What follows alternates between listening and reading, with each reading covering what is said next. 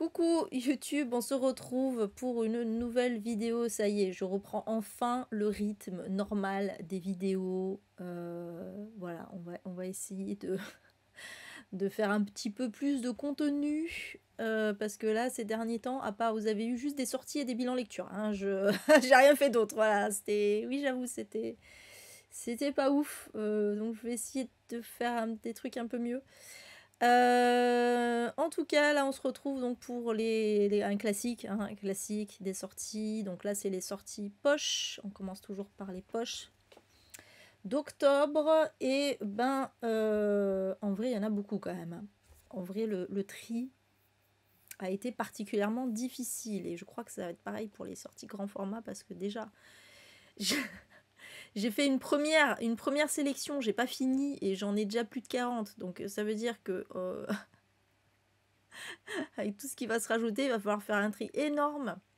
Ça va être costaud. Bref, mais là j'en ai que 36.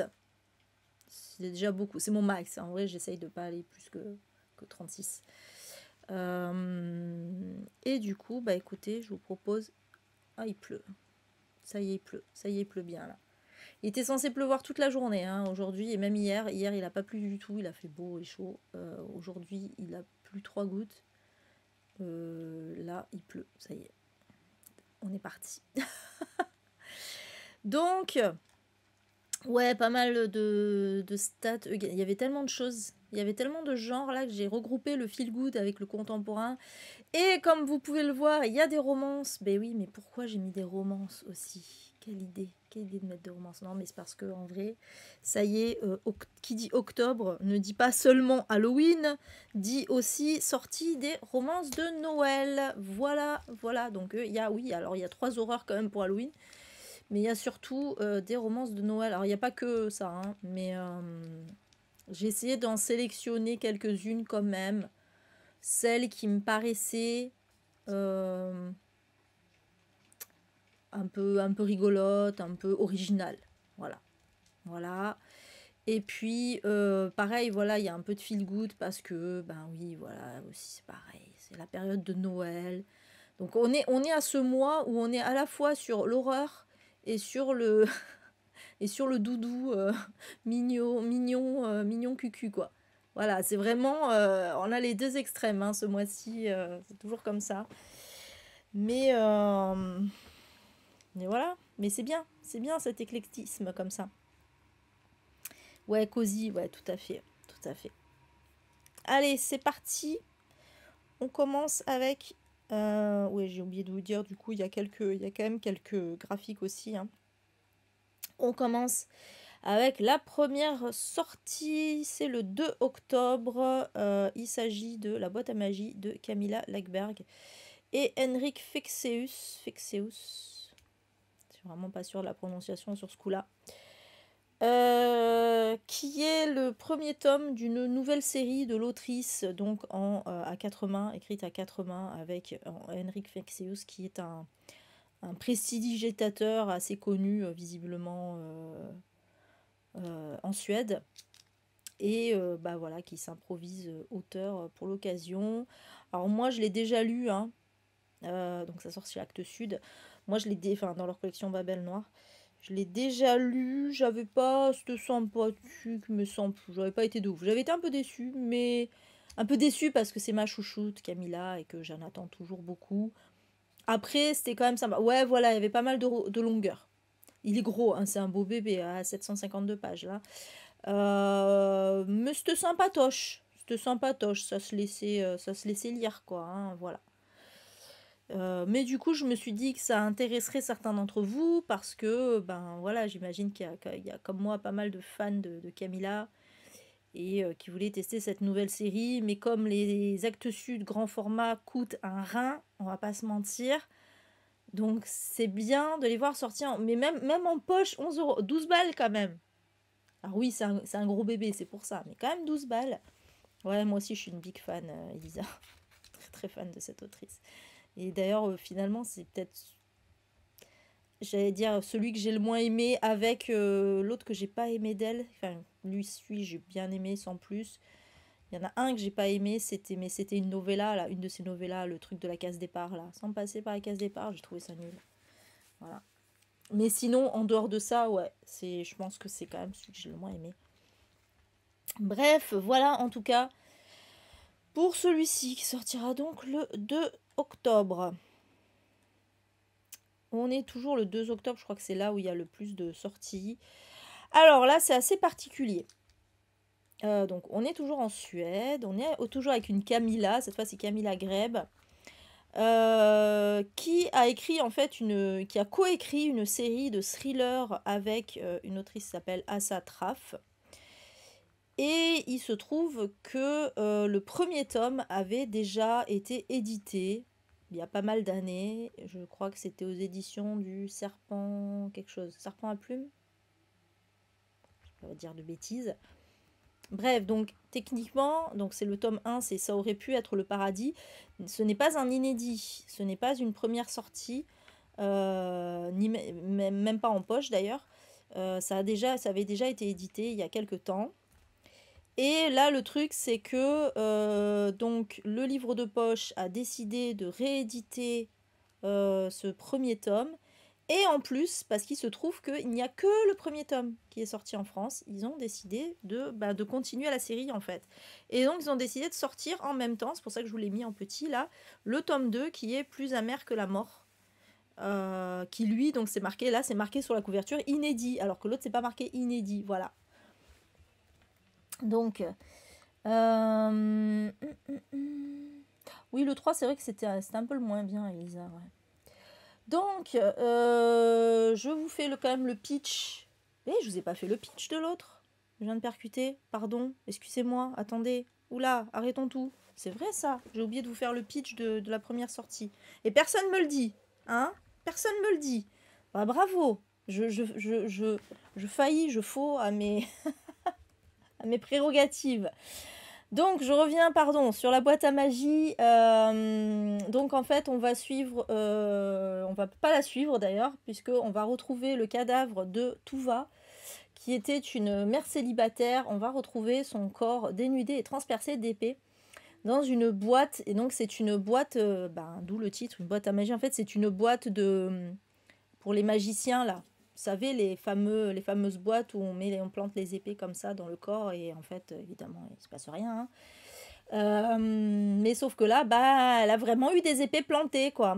Coucou Laurence. Et donc voilà, on va retrouver son cadavre et donc on va confier l'enquête à une détective qui s'appelle Mina, qui est une nouvelle recrue de la brigade criminelle. Et le problème, c'est que comme elle a 0 piste, Mina, elle va faire appel à un mentaliste. Ah oui, c'est ça qu'il est, Henrik Fexeus. Il n'est pas prestidigitateur, il est mentaliste. Pardon. Et donc là, voilà, d'où le fait qu'il se mette un peu en scène, le gars. Elle va faire appel à un mentaliste qui s'appelle Vincent, qui est un expert en magie et illusion. Et donc voilà, il va l'aider à enquêter là-dessus. Voilà, ça y est, j'ai réparé mon erreur. Donc je reviens du coup à la deuxième sortie, donc toutes mes plus sincères excuses. Je reviens donc à cette sortie toujours en Suède, donc de Camilla Greb et Asa Traff. Et donc je vous donne le pitch évidemment que du premier roman, parce que sinon, bon, voilà, après en soi, je pense que c'est pas très grave de donner le pitch du second, parce que je pense que ce sont des enquêtes individuelles, mais dans le doute, on va éviter. Coucou Lyra, comment ça va ? Donc là, on va suivre Siri, oui, comme l'IA de l'iPhone. Siri qui est une psychologue en thérapie cognitive spécialisée dans les violences faites aux femmes, qui elle-même a subi un trauma dans son passé et elle est entièrement dévouée à son travail. Elle vit seule, elle vit sur un archipel isolé près de Stockholm. Et il se trouve que 1 an plus tôt, son mari a disparu de façon brutale. Voilà, on n'en sait pas plus. On ne sait pas plus, mais du coup, elle vit seule depuis. Et un jour, on va découvrir le cadavre de Sarah, qui est l'une de ses patientes. Il va être découvert sur la plage à côté de chez elle. Et on va trouver sur son corps, on va trouver une lettre de suicide qui met Siri en cause. Donc là, du coup, évidemment, c'est très compliqué. Et Siri, voilà, se demande, est-ce qu'il s'agit vraiment d'un suicide? Est-ce qu'il s'agit d'un meurtre? Est-ce que quelqu'un tente de me nuire? Excusez-moi, ça me gêne. Merci Michel pour ton abonnement offert à Stéphane, et salut Safina. Coucou, j'espère que vous allez bien tout le monde. J'en suis qu'à la deuxième sortie. Hein. Hop là. Et donc voilà, elle se demande si quelqu'un cherche à lui nuire. D'ailleurs, elle commence à se sentir épiée. Et en fait, heureusement, le policier qui est en charge de l'enquête, qui s'appelle Marcus, va lui venir en aide, visiblement. Et puis voilà, bon, elle va trouver d'autres personnes. Je vais pas comment je vais pas tout développer, je vais pas décrire tout le monde. Mais voilà, en fait, on est sur un thriller psychologique. On nous dit sur les mécanismes mis en place par un prédateur. Voilà, donc écoutez, ça a l'air intéressant. J'avoue, moi je suis un petit peu curieuse, mais je suis pas forcément fan de Camilla Greb, mais pourquoi pas. Pourquoi pas. Voilà, j'ai fait quoi pour Myriam? Ouais, c'est clair, il a fait quoi là? Parce que franchement, Michel, t'es trop gentil là, hein? Ça va pas ça. Si on fait des cadeaux à Stéphane maintenant, où va le monde? Bref, voilà en tout cas pour cette sortie, donc qui sortira au livre de poche. On est toujours le 2 octobre, on est toujours dans du thriller. Hein. Oui, il y a tous les thrillers au début. Il y a tous les thrillers au début, il y a un peu tous les graphiques à la fin, c'est réparti comme ça. Mais cette fois, on n'est plus en Suède, on est en France. Avec Nicolas Druard et l'instinct. On est dans un zoo dans les Pyrénées, au sommet d'un plateau. Il y a 4 chalets. Voilà, 4 chalets qui sont un peu des gîtes. Oula. Oula, attendez, j'ai mon Firefox qui pète un câble. Ça y est, ça faisait longtemps qu'il ne me l'avait pas fait. J'ai perdu ma... Je vous jure, des fois c'est un enfer, franchement. Je vous jure, des fois. Alors attendez, quoi? Qu'est-ce que tu me fais là? Les autres pages s'affichent, mais pas l'instinct. L'instinct, non, l'instinct, il veut pas. Bon. Au grand mot, les grands remèdes. Ah, ça y est, il est revenu. C'est bon. Donc, je disais, 4 chalets, ouais, c'est des gîtes en fait qui sont prisés par les touristes. Voilà, parce qu'ils aiment bien, ils veulent venir s'isoler un petit peu dans la montagne. Mais putain, c'est une blague! En fait, il me fait un écran noir, quoi. Pourquoi il me fait ça? Ah, ça y est, ça revient. Non, mais ça va faire ça tout le temps? Comment ça se passe? Est-ce que je dois m'attendre à chaque fois? C'est la première fois qu'il fait un truc pareil. Donc, c'est le week-end de la Toussaint et il y a 7 personnes qui sont venues sur ce plateau, dans ce zoo. Mais voilà, il y a quelque chose qui se passe, qui est un peu bizarre. Il y a des oiseaux qui crient beaucoup, il y a un orage qui arrive. Et en plus, il y a un arbre qui est tombé, qui barre le seul accès au village. Et on sait que 2 ans plus tôt, il y a un homme qui s'est suicidé en se jetant dans la fosse aux ours. Que le parc avait fermé à cause de ça et qui vient de rouvrir. Et du coup, voilà, les gens commencent un petit peu à flipper dans cette ambiance-là. Voilà, moi j'aimais bien l'idée, effectivement, cette espèce de huis clos là.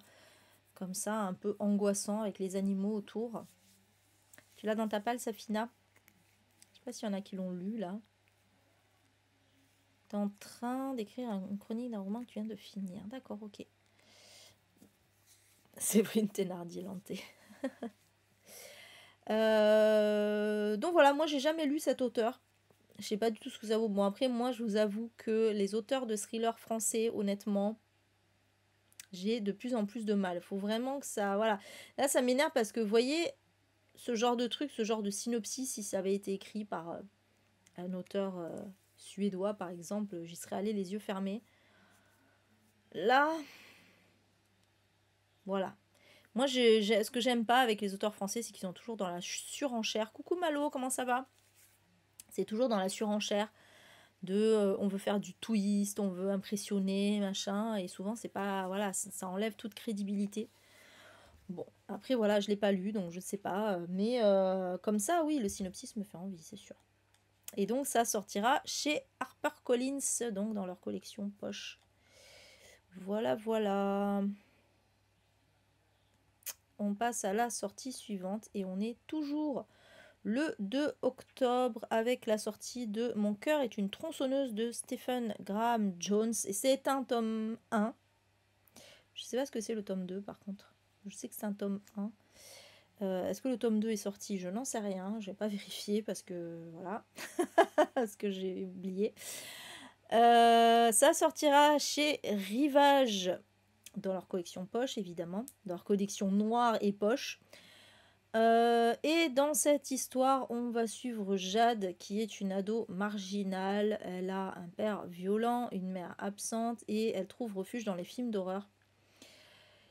Et un jour, il se trouve que dans son village, donc elle habite dans l'Idaho, il va y avoir des morts, on ne sait pas trop, voilà, mais elle est persuadée que c'est les prémices d'un slasher movie.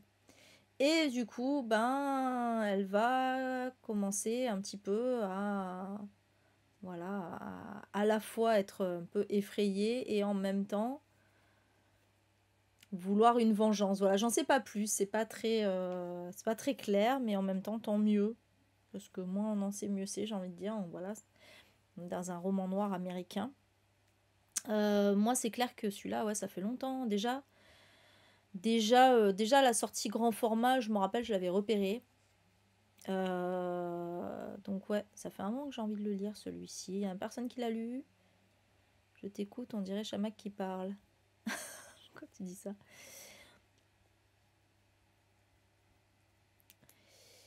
Ouais. Coucou Jeanne, au fait, je t'avais pas vu. Je t'ai pas vu arriver. Ah oui, tu viens d'arriver. Et coucou Natacha aussi au passage. Putain, je loupe les gens, pardon. Tous les gens qui viennent d'arriver, coucou. Ça, j'oublie personne. Désolée. Donc voilà, en tout cas, pour celui-ci, ouais, qui me fait pas mal envie. C'est pas mal qu'il sorte en poche, du coup. Ensuite,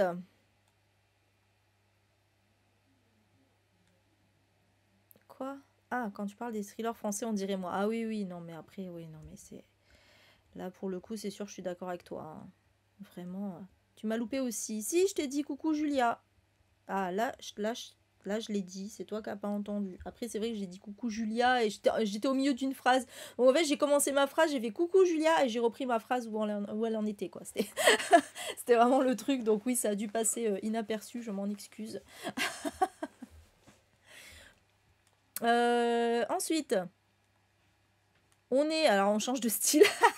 j'adore le grand écart là d'un coup. Mais bon, je vous avais dit qu'il y aurait des trucs de Noël, hein. Toujours le 2 octobre chez Hauteville sortira Pas de Noël sans mon chat de Stéphanie Pellerin. Bon voilà, il y avait un chat. Je l'ai mis juste parce qu'il y avait un chat celui-là, hein. J'avoue, voilà, qui dit chat, forcément dès qu'il y a des sorties avec des chats, moi je les mets, hein. Donc dans cette histoire, oh il est bien noté, c'est marrant. On va suivre Agathe qui décide de faire ses valises. Bon, a priori rien ne va plus. Elle a envie de quitter Paris, elle a envie de partir à Nice. Voilà, on ne sait pas trop pourquoi, mais allons-y. Et elle va arriver dans une location où voilà, elle compte bien fêter Noël, sauf que en fait, voilà, il y a le propriétaire des lieux qui est relou. Parce que ben voilà, lui ça l'arrange pas d'avoir une femme sous son toit, quoi. Parce que alors, allez savoir pourquoi. C'est une romance de Noël, hein, cherchez pas. Donc on nous dit que si son père qui est richissime l'apprend, il va lui couper les vivres. Je sais pas, visiblement, il a pas le droit d'être avec une femme. Je sais pas, avant le mariage, peut-être, ça se trouve. Ah, c'est Nice. Ah oui, mais oui, je suis bête. C'est à Nice, c'est vrai, c'est la patrie des Strozzi, c'est la patrie des. C'est la patrie des boomers réac à Nice, donc forcément, c'est pour ça. Pas de cucu avant le mariage, enfin, voyons, Corentin, oui, il s'appelle Corentin. En plus, il s'appelle Corentin, le gars. C'est pour vous dire le cliché du truc. Déjà, c'est vraiment Corentin, c'est vraiment le prénom que tu vas donner. Tu vas donner au mec, le mec bien de droite avec son polo là autour de. Avec son sweat là autour des épaules, je veux dire en polo avec son truc autour des épaules. Vraiment ça. Alors Corentin. Voilà, mais du coup, il y a un chat au milieu parce que en fait, Agathe, elle a un chat et évidemment, Corentin, il aime pas les chats et le chat, il va faire chier tout le monde et voilà, bon bref. C'est vraiment. Vous savez que j'avais même pas lu le synopsis en fait que celui-là. Autant les autres, je les ai sélectionnés pour le synopsis qui était un peu original, autant celui-là, c'est juste parce qu'il y avait le chat. Ah putain, bon bref. Stéphane, tu m'étonnes. Ouais, c'est ça. Non, en vrai, je regrette pas parce que c'est drôle au moins. Et j'avoue que le coup de Corentin, c'est qu'à Nice, Corentin de Nice, bon là, voilà, écoutez, là, elle est tombée. Elle est tombée chez les vieux bourges là, putain, au secours. Agathe, pars de là, fuis, fuis Agathe. Bon, bref, voilà en tout cas pour celui-ci. Qui sortira donc le 2 octobre et on est encore le 2. Alors là, moi j'aime bien, voilà. Alors là, je pense que on peut pas mieux faire avec une romance de Noël qui s'appelle Romance de Noël. Voilà, maintenant c'est écrit dessus, vous voyez, on s'emmerde plus à trouver des titres, voilà. Bon, c'est une romance de Noël, on va l'appeler Romance de Noël. Bon, ils vécurent heureux, ils votèrent à droite, c'est ça, Rose. Ils vécurent heureux et ils allèrent à la manif pour tous avec leurs enfants. C'est trop mignon.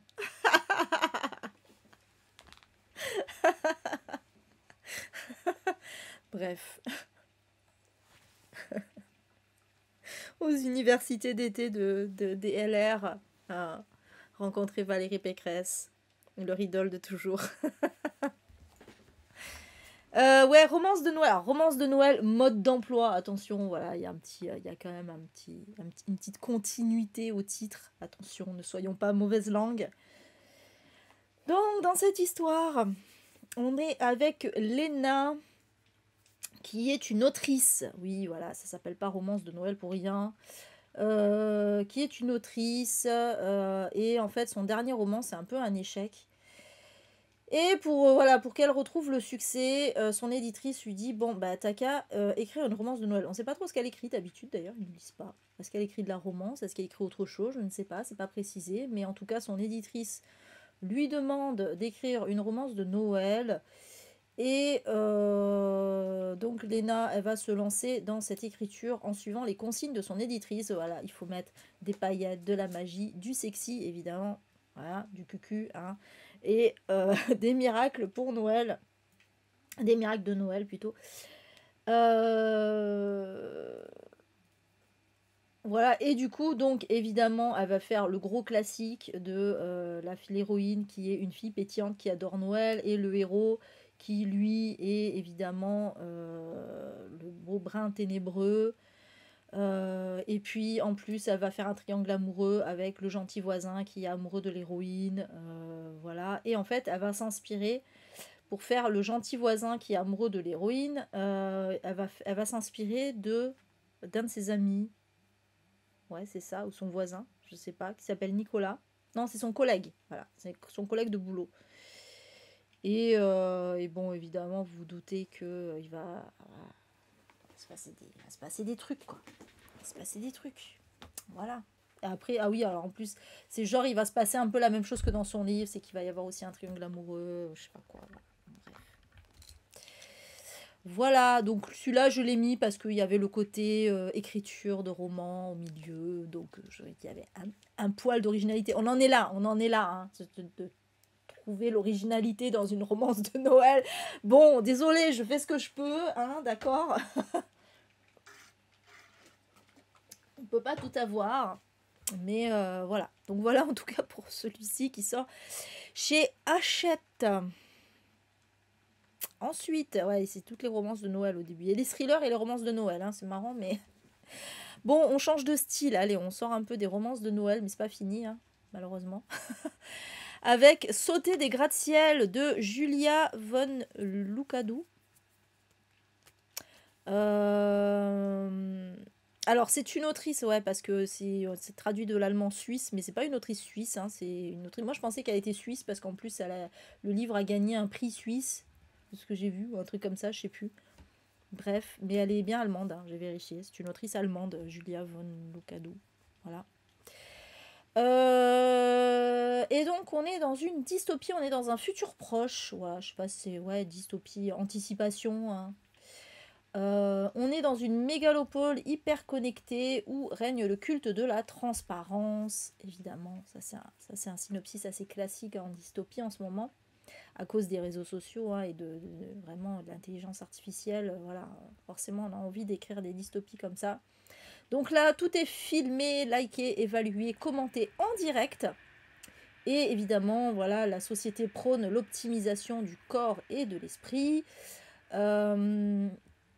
Et donc, voilà, en fait, les gens... C'est marrant parce qu'avec l'histoire d'Inoxtag, là, qui a grimpé l'Everest, qui a fait un documentaire et tout, on est en plein là-dedans. C'est assez rigolo que ça sorte à ce moment-là. Mais voilà, en gros, il y a le culte de repousser ses limites, en fait. Vraiment ce culte-là.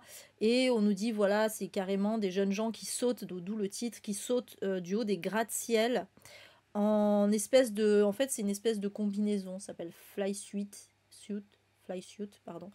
Une espèce de combinaison qui sert, voilà, qui sert à voler. Donc en fait, ils sautent et au dernier moment, ils se rattrapent juste avant de toucher le sol.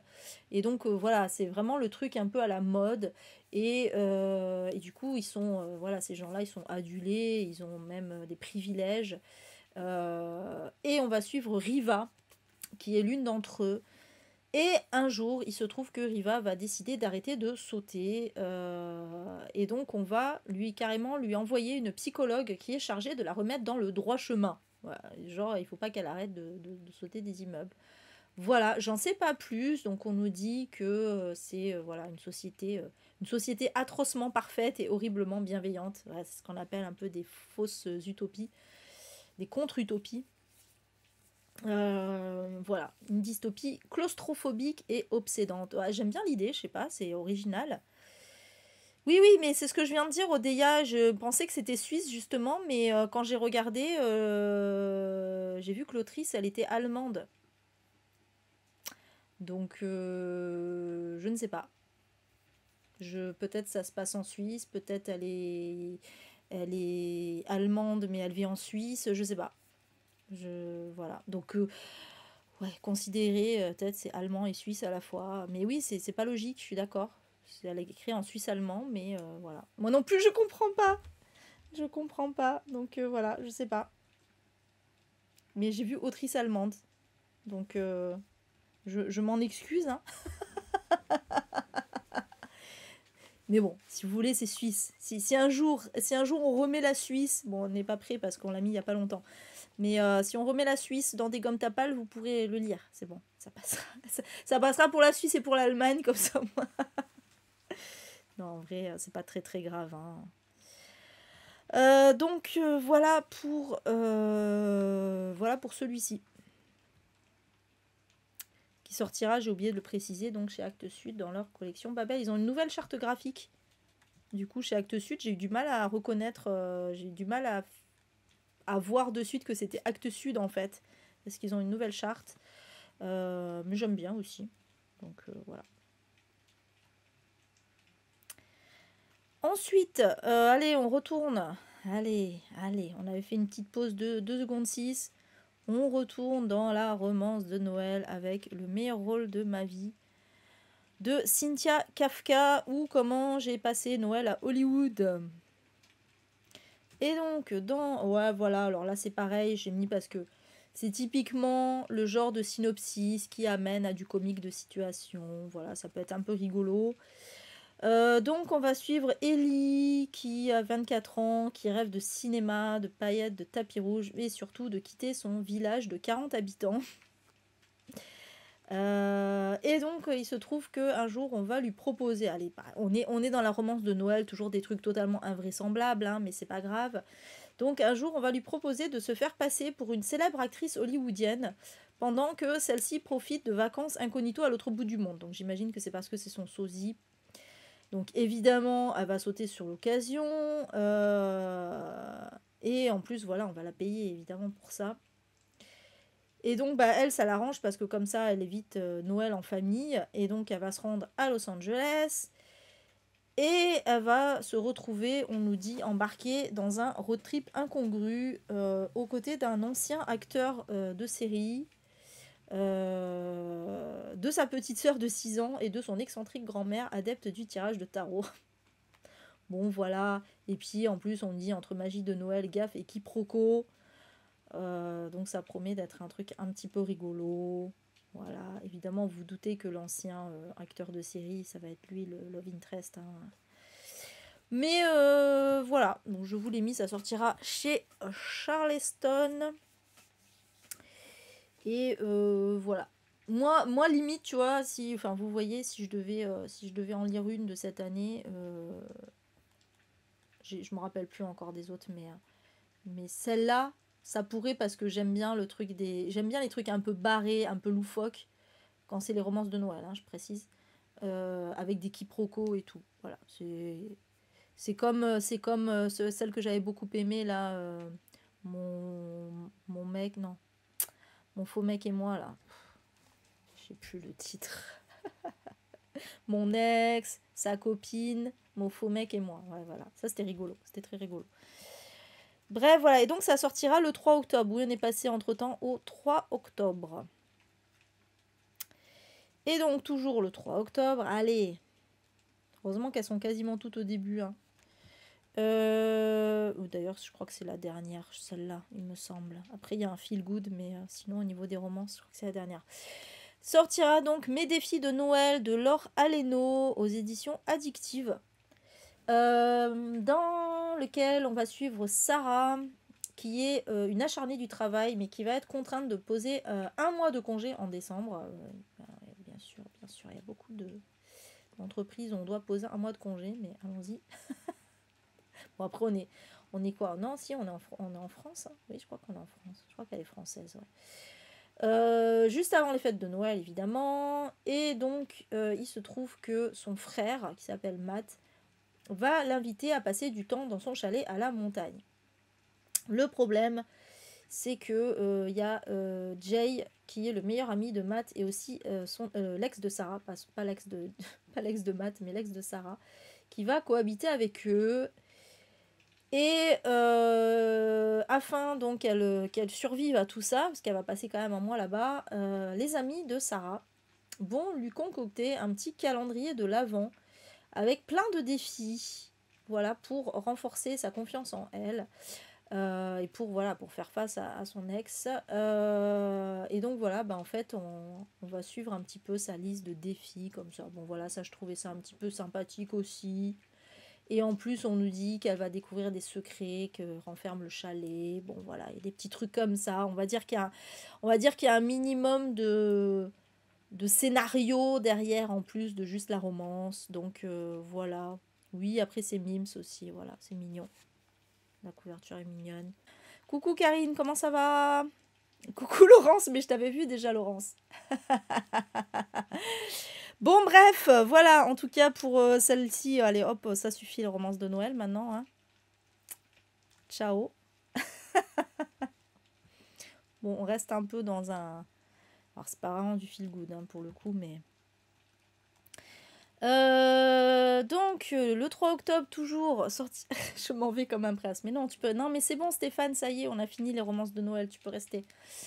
Où vont les larmes quand elles sèchent de Baptiste Beaulieu qui sortira dans la collection proche en fait. Donc c'est la collection poche des éditions L'Iconoclaste, hein, proche.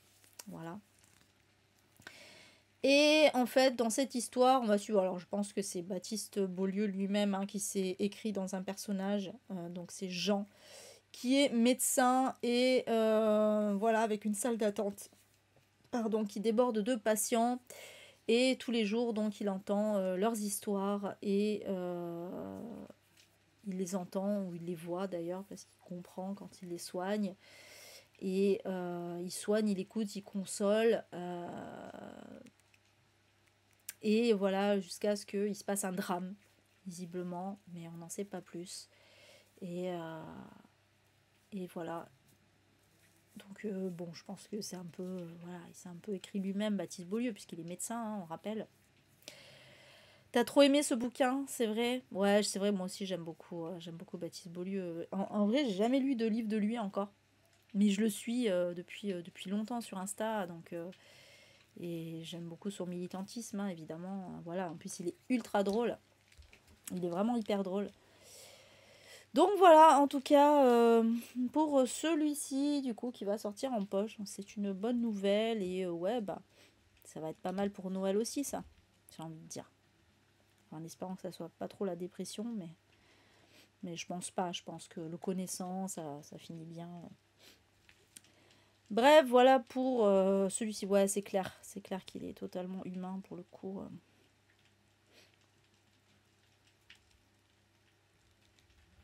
Ouais, j'ai vu aussi qu'il y en avait un nouveau aussi qui allait sortir. Ouais. Une copine l'a rencontré dans un salon. Il est extrêmement gentil et profondément humaniste. Bah, oui, c'est sûr. Ça m'étonne pas. Ça m'étonne pas de lui. Eh oui, Laurence. Merci à Karine, effectivement. Allez, ensuite, on passe au 4 octobre. Allez, cette fois, on est sur des trucs un peu moins joyeux. Avec Babysitter de Joyce Carol Oates. Donc là, on est clairement dans du thriller.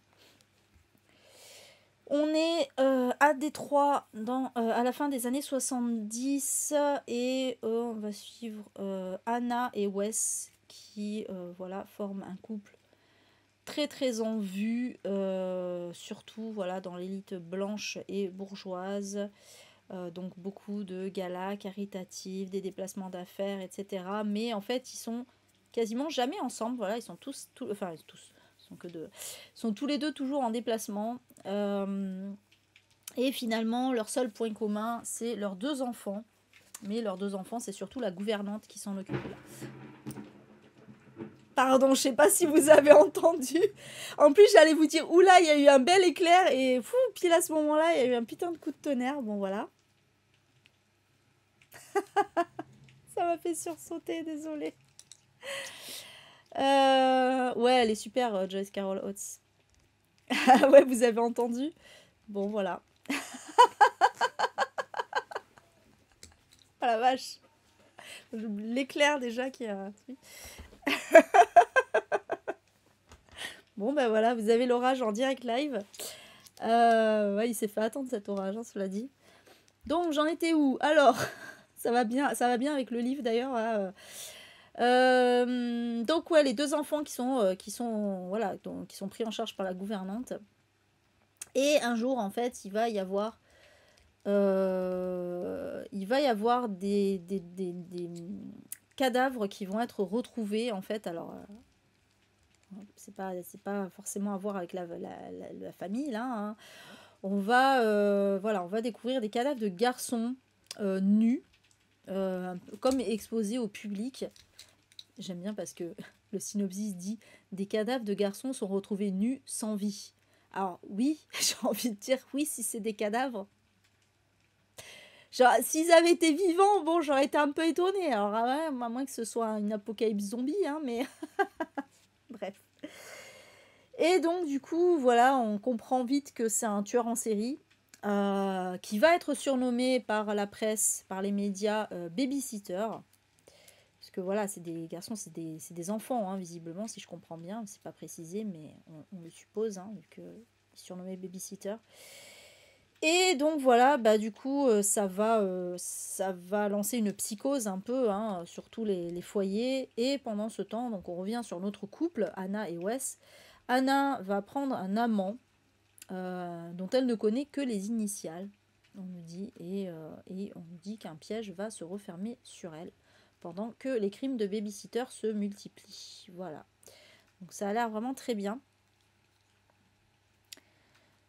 Ouais, moi dans ma palle, ah oui, j'ai un livre de martyrs américain que je dois lire depuis X temps déjà, mais c'est un pavé. Et Blonde, je l'ai toujours pas repris, je l'avais mis de côté. C'était pas un abandon, mais du coup je l'ai toujours pas repris. Bon, voilà. Donc, mais celui-là il a l'air bien. Hein. Celui-là il a l'air bien. Après c'est aussi un beau bébé, 576 pages. Alors c'est moins un pavé que un livre de martyrs américain et Blonde. Blonde, il fait plus de 1000 pages. Un livre de martyrs américain, je crois qu'il doit faire 750 pages, quelque chose comme ça. Mais oui, si tu lis des pavés, je sais, mais moi, c'est vrai que pour moi, c'est plus compliqué. Et à côté de ça, elle a écrit des tout petits livres comme Viol, que j'avais lu, que j'avais beaucoup aimé. J'ai Zombie aussi dans ma palle, d'ailleurs. Petit livre. Bref, voilà pour celui-ci, en tout cas. Qui sortira chez Point, j'ai oublié de le préciser. Toujours le 4 octobre, celui-là je sais qu'il est très attendu. Alors là pour le coup c'est direct en poche aux éditions Monsieur Toussaint l'ouverture, tout comme les précédents de cet auteur. Lune froide sur Babylone de Michael McDowell. C'est marrant qu'ils aient écrit Babylone comme ça, à moins que ce soit le nom d'une ville. C'est le nom d'une ville, c'est pour ça. C'est pas Babylone, Babylone avec un E. Donc on est au début des années 80, je me souviens des soirées, pardon. Et donc on est dans la ville de Babylone qui est une ville de Floride. Et Babylone en fait abrite une rivière ancienne. C'est marrant, un des affluents de la Perdido. Ah, y aurait-il un lien avec Blackwater? Parce que je rappelle que dans Blackwater, il y a aussi deux rivières comme ça qui se rejoignent. Et l'une des deux, c'est la Perdido. Donc je pense qu'il y a un lien. Bref, mais c'est peut-être juste un clin d'œil. Hein.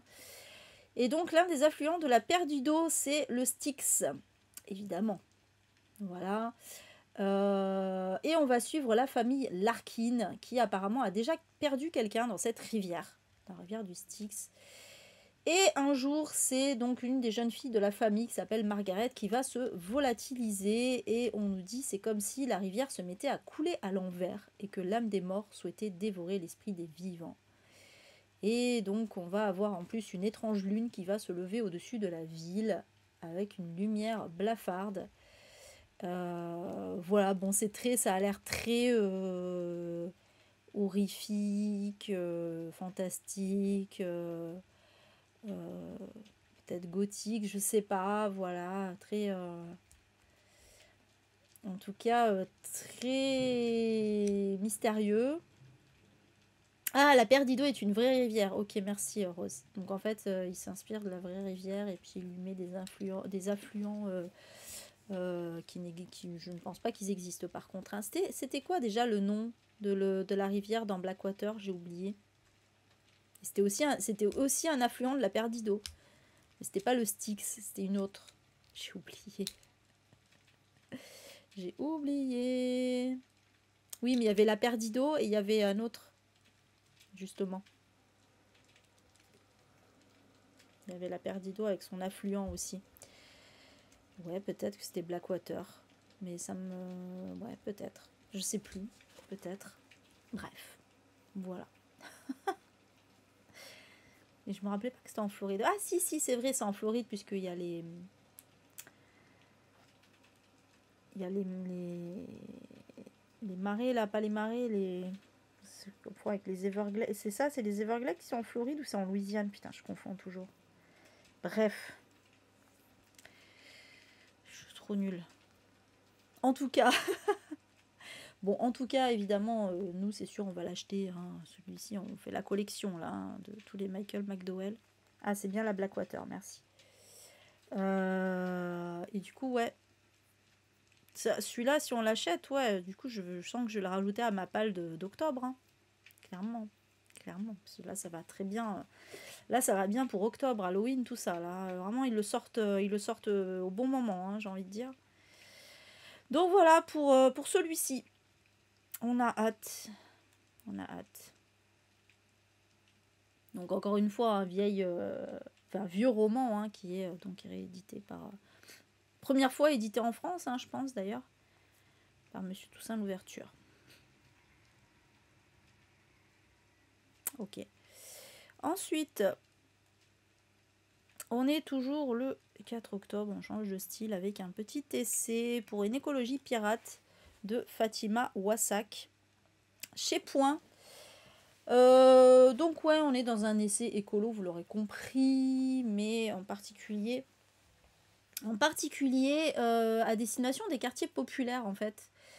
Voilà, parce que ben ouais, l'écologie ne va pas sans la décolonisation, sans la liberté de circuler, voilà, toute sans l'interdiction de la destruction en fait du vivant, en particulier voilà dans des zones en Afrique, voilà ce genre de choses. Et donc voilà, on nous dit que la libération des terres, la libération animale et la dignité humaine sont fondamentalement liées. Et donc voilà, Fatima Wassak pose les premières briques d'une écologie radicale, populaire, féministe et antiraciste. Bah, oui. Moi ça me paraît logique, hein, et c'est pour ça que les gens qui disent oui mais l'écologie c'est pas le monopole de la gauche, c'est pour tous les partis, en fait non, parce que l'écologie effectivement ça ne va pas sans déjà une lutte contre le capitalisme. Et ça c'est un peu l'apanage de la gauche quand même, je ne vais pas dire, mais bon. Bref, voilà. Les Everglades, ok, donc c'est bien ça. Je me suis pas trompée. C'est bien les Everglades qui sont en Floride et ils sont cités dans Blackwater. Donc ouais. Donc du coup, ça va se passer au même endroit que Blackwater, hein, Lune froide sur Babylone, enfin en tout cas à côté quoi. Tout à fait, merci Lucie. Du coup, donc voilà, bah ouais, c'est bien d'avoir effectivement, parce que c'est vrai qu'on a l'impression ces derniers temps que d'une écologie qui est très blanche et très bourgeoise, hein, notamment avec des représentants comme Hugo Clément, voilà, c'est vraiment typiquement l'écologie blanche bourgeoise, alors que ben non en fait, c'est pas ça l'écologie, hein, vraiment c'est pas juste faut protéger les animaux aussi, il y a tout un lore derrière, beaucoup plus complexe que ça. Donc du coup, voilà, intéressant ce petit essai par cette autrice marocaine en plus, hein, voilà, euh, qui, qui est bien placée pour nous parler justement d'exploitation de l'Afrique notamment, hein, voilà. Tu as raison Eva, j'adore. Merci. Voilà en tout cas pour celui-ci, et possible que je me le procure celui-là honnêtement parce qu'il va m'intéresser grandement, ça change un petit peu. Ça change un peu des thématiques purement féministes, etc. C'est vrai que je veux m'intéresser aussi à d'autres sujets comme ça. Voilà pour celui-ci. Allez, on change encore de style. Avec, je pense que celui-là, il était attendu aussi, la sortie donc de Reykjavik en poche de Ragnar Jonasson et Catherine Jacobsdottir, qui sortira chez Point, que j'ai lu moi personnellement. Donc sortira également le 4 octobre. Bon, ça va, là il était moins fort le tonnerre. Et donc là on est dans un petit thriller. Oui, polar, thriller, il y a un peu des deux en vrai. On est donc tout d'abord dans les années 50, dans une petite île au large de Reykjavik. Il y a une jeune fille de 15 ans qui va disparaître, mais vraiment on ne va jamais la retrouver. Voilà, on ne sait pas ce qui s'est passé, on ne va même pas retrouver son corps. Et 30 ans plus tard, c'est toujours, c'est resté la plus grande affaire non résolue d'Islande. Et on va suivre Valur, qui est un... ou Valour, je pense que c'est plus Valour, qui est un jeune journaliste qui va décider d'enquêter sur cette affaire en remontant aux sources. Et le problème, c'est que ben, à un moment, il va recevoir un appel, notamment d'une femme. Il va apprendre des choses et ça, c'est moi qui le rajoute, c'est pas dans le synopsis, mais voilà. Et en fait, ben, il va se retrouver un petit peu dans une sorte d'engrenage un peu compliqué. Voilà, moi j'avais beaucoup aimé. Voilà, ça n'avait pas été un coup de cœur, mais ça avait été une bonne lecture, plutôt sympathique, un peu originale. Voilà, donc écoutez, je vous le recommande, hein, vu qu'il sort, voilà, si ça vous intéresse. Si vous aimez les polars nordiques, typiquement, voilà, on est vraiment là-dedans, c'est-à-dire que ça prend un peu son temps, mais en même temps, il y a des petits rebondissements quand même. D'ailleurs, il y avait quand même un rebondissement qui était pas mal hein, dans le livre. Voilà, donc ça sort en poche et c'est tant mieux. Ensuite, on passe au 9 octobre. Sortira Bâtarde de Rachel Corambly, pardon. Alors c'est pas un poche, hein. C'est pas un poche, on va pas se mentir, c'est un grand format. Mais je l'ai mis là, bon déjà parce qu'il y a déjà beaucoup de sorties grand format et aussi parce que c'est vrai que je trie un petit peu par budget aussi, voilà. Quand il y a des livres qui sortent directement, qui sont quand même accessibles au niveau budget, on est sur le prix d'un poche, mais en même temps non parce que c'est que 80 pages. Hein. Pour ça qu'il est aussi peu cher entre guillemets pour un grand format. C'est presque une... Ouais, c'est plus finalement une novella qu'un roman, mais c'est catégorisé roman, hein, j'y peux rien. Ça sortira chez Actes Sud dans leur collection d'une seule voix.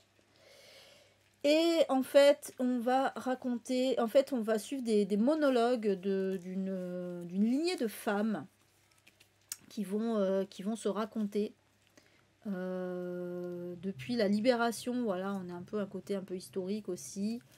Depuis la libération, voilà, notamment, voilà, c'est une femme qui a été tondue à la libération qui va s'adresser à sa fille qui est donc une bâtarde, puisqu'elle est née d'un soldat allemand, vous l'aurez compris, hein, jusqu'à l'arrière, on va suivre plusieurs générations, jusqu'à l'arrière-petite-fille qui va raviver la mémoire de cette aïeule.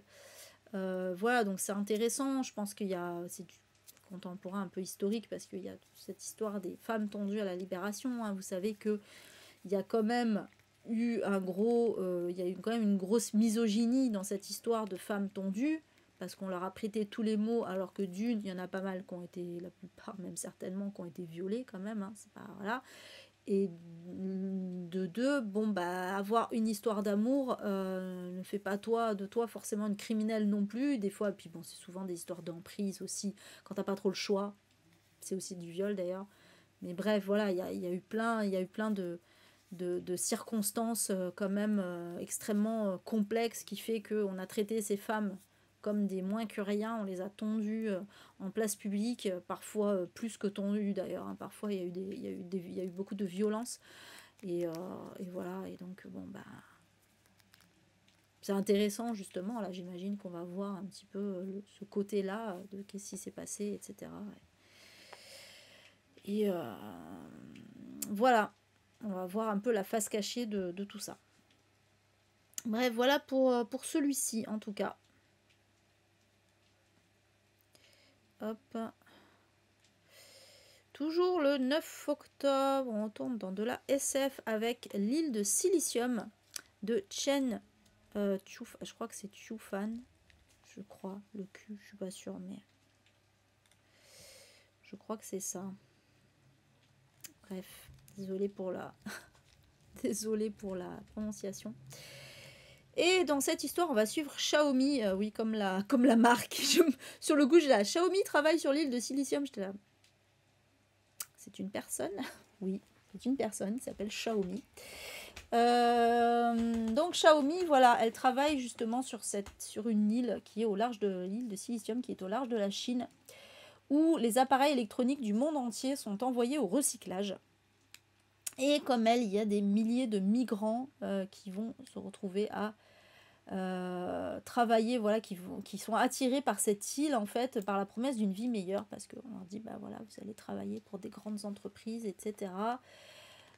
Sauf que, évidemment, l'île est totalement polluée. J'ai oublié de préciser que c'est une dystopie, hein. Enfin, c'est un truc quoique. Je suis pas sûre en vrai. Si, c'est ça, c'est bien de l'anticipation, c'est marqué. Parce que j'ai eu un doute là sur le coup, j'étais là, c'est un vrai truc ou hein, c'est de l'anticipation. Et donc, on les surnomme, donc les gens qui travaillent sur cette île, mais de toute façon, ça existe vraiment, ce genre de truc. Hein. On les surnomme les déchettiers. Et ils sont à la merci de puissants chefs de clan. Et un jour, il va y avoir un conflit. En fait, je me demande si cette île, si ce genre de truc n'existe pas vraiment, mais que l'auteur en a fait une fiction avec une histoire de gang là. Et donc, il va y avoir un conflit entre 3 clans rivaux, des investisseurs américains et des éco-terroristes. Et donc, voilà, Xiaomi, on nous dit, va découvrir les débris d'une mystérieuse prothèse qui risque de changer le cours de leur destin. Voilà. Donc, celui-là, je l'avais vu passer, donc ça sortira chez Rivage. Je l'avais vu passer à sa sortie grand format, il m'avait pas mal intéressé aussi. Parce que, bah oui, forcément, là, en plus, on est aussi un peu dans une critique, un peu beaucoup même, on est complètement dans une critique du capitalisme. Et donc, évidemment, voilà, on est dans un truc écolo, hein, un éco-techno-thriller. Thriller, pardon. Un éco-techno-thriller. Ça, c'est David Mitchell qui le dit, hein, l'auteur de Slade House, que j'ai prévu de lire en octobre. Justement, tout se rejoint, tout se rejoint. Voilà. Et donc, c'est Liu Cixin qui dit le summum de la fiction d'anticipation. Et Libération qui dit à la fois un thriller écologique et un roman cyberpunk avec des accents gibsoniens. Voilà. Bon, ben, vous faites ce que vous voulez de cette information. Bisous Michel, bonne soirée, bonne nuit. Merci d'être venu. Voilà en tout cas pour celui-ci qui m'intéresse toujours grandement. On reste dans la SF avec Le Ministère du Futur de Kim Stanley Robinson, auteur très connu, hein, évidemment, de SF. Ça sortira chez Brajolon, donc en poche. Et dans cette histoire, donc on est encore dans de l'anticipation. Donc on est en je sais pas quelle année, il précise pas, mais il se trouve qu'en 2025, il y a eu une nouvelle organisation qui a été créée pour que les générations à venir du monde soient protégées, ainsi que toutes les créatures vivantes présentes et futures. Et donc on va appeler cet organisme le ministère du futur. Et en fait, le livre va être raconté sous forme de témoignages directs des personnages. Voilà, donc on est dans un monde qui ressemble beaucoup au nôtre, hein, avec ce ministère du futur. J'en sais pas plus, il n'y a pas vraiment de synopsis. Mais voilà, évidemment, c'est un livre qui parle du dérèglement climatique et des conséquences que ça peut avoir. Donc voilà. Moi, j'avoue, c'est pareil, celui-là aussi, il m'avait fait de l'œil à sa sortie grand format. Après, c'est un beau bébé, hein. C'est un beau bébé, hein. 680 pages, bon. Faut, voilà. Il y a intérêt à ce que... Moi, je me méfie des SF trop longs comme ça, parce que ça veut dire que ça prend son temps pour bien présenter l'univers, etc. Je sais pas. C'est soit ça, soit il se passe énormément de choses. Moi, j'aimerais que ce soit ça, hein, qu'il se passe énormément de choses et que ce soit haletant, voilà, tout le long du truc. Mais malheureusement, bon, c'est pas dit. C'est pas dit. Voilà.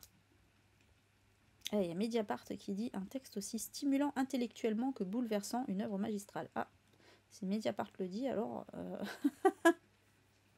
ça m'intéresse. Bon, bref, voilà pour celui-ci, en tout cas, qui a quand même gagné le Grand Prix de l'imaginaire catégorie roman étranger.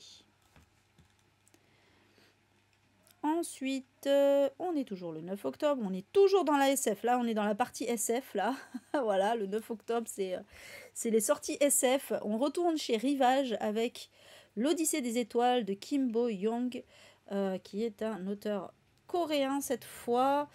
Et donc dans cette histoire, je note, bah oui. Dans cette histoire, en fait, on va suivre un homme et une femme, un couple en fait, deux fiancés, qui vont coordonner leur voyage interstellaire. Donc là, on est dans un futur pas proche, hein. Là, on est vraiment dans de la SF pure et dure. Ils vont coordonner leur voyage interstellaire pour célébrer leur mariage sur la Terre. Le problème, c'est que, donc ils sont loin, vous aurez compris qu'ils sont loin l'un de l'autre, ils veulent se retrouver sur Terre pour se marier. Le problème, c'est qu'il va y avoir des incidents qui vont perturber leur traversée de l'espace et du temps, et ça va repousser leur retrouvaille dans un futur toujours plus lointain. Je sais pas pourquoi, ça fait penser à Interstellar quand même un peu, hein. Parce qu'Interstellar, il y avait aussi une notion de temps qui s'écoule différemment en fait. Il ne s'écoule pas à la même vitesse selon les planètes où ils sont. Et ça me fait penser un peu à Sliders aussi. On retrouve pas notre Terre. Et donc, alors que la Terre subit donc, le changement climatique, mais aussi des guerres civiles et des désastres nucléaires, on nous dit, voilà, leur amour est quand même éternel. C'est marrant parce qu'en fait, on est carrément dans une romance, mais à la sauce hard SF, quoi. C'est un peu ça, en vrai. Et bah, ma foi, c'est original. Et du coup, en plus, on nous dit qu'ils ont aussi un fils qui va devenir un voyageur du temps, qui va chercher à se rendre aux confins de l'univers jusqu'au point de non-retour. Et là, donc, c'est parce qu'il y a toujours des gens pour m'influencer. À chaque fois, ils mettent des petits commentaires, là. Et donc là, c'est Bong Joon-ho, qui n'est rien d'autre que le réalisateur donc, de Parasite, entre autres. Qui dit une expérience révolutionnaire et mystique, puissant et gracieux. Voilà, magnifique, magnifique. Et après, il y a Midi Libre. Midi Libre, c'est le journal de chez nous. C'est pas le journal le plus progressiste qui soit, hein, mais qui dit au final, plus que la nouveauté, c'est l'émotion qui retient l'attention et emporte l'adhésion, on en redemande. Putain, Midi Libre. Et après, c'est France Culture. On dit, qui dit une science-fiction sublime, tant la science, la poésie et la métaphysique se rejoignent parfaitement. Voilà. Écoutez, vous savez la vie de Midi Libre. Non mais ça me fait bizarre de voir Midi Libre qui est cité là. Mais quittez Midi Libre, Bon bref, voilà, mais c'est rigolo. En tout cas, celui-là, je l'avais pas du tout vu passer, par contre, en grand format. Je suis étonnée. Honnêtement, je sais pas. Après, il est pas très long, hein, 336 pages, ça va. Mais c'est vrai que je sais pas, le côté histoire d'amour. Mais en même temps, voilà, je vous dis, il y a ce côté interstellar / sliders qui me plaît pas mal. Donc ouais, ça peut m'intéresser, C'est coréen en plus. Ensuite, on est toujours le 9 octobre. Sortira une petite société de Noël Renaud. Et donc là, on n'est pas on aurait pu être dans une dystopie, mais non. Là, on est plutôt dans un roman noir. Bisous, Laurence. Bonne nuit. Merci d'avoir été là. Donc, dans cette histoire, on va suivre Tom, qui est un jeune handicapé mental, qui vit sous la tutelle d'une prétendue veuve. Pourquoi prétendue, je ne sais pas. Et d'un homme à tout faire. Dans une grande demeure mal entretenue. Donc, son père, c'est un homme d'affaires anglais. C'était, pardon. Puisqu'il s'est, donc d'où la prétendue veuve, mais si, elle est quand même veuve puisqu'il est mort. Il s'est suicidé, voilà, dans sa bibliothèque. Et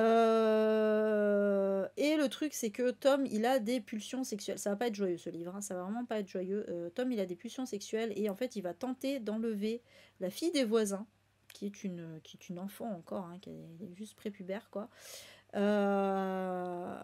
Et donc, forcément, ça va attirer l'attention sur sa maison. Surtout que y a la comptable de l'usine d'en face qui observe depuis un moment déjà cette maison. Et donc, on va faire venir un peu tout le monde, assistante sociale, flics, détectives, voisins, badauds. Tous semblent avoir leur petite idée sur ce que cachent les grilles de la maison en haut de sa pelouse. Voilà. Intéressant quand même, hein. Donc la fameuse petite société, c'est la maison de Tom en fait, avec les gens qui vivent avec lui. Celui-là, pareil, je l'avais vu aussi passer en grand format. Voilà, je sais pas, il m'intrigue, je sais pas du tout. On connaît pas les thématiques hein, finalement de de ce livre. Donc ouais, clairement, il m'intrigue celui-ci. Voilà, je suis assez curieuse. Donc voilà, ça sortira aussi chez Rivage d'ailleurs. Hein, voilà, Rivage, ils sortent tout leur truc le 9 octobre. Il y a des dates comme ça.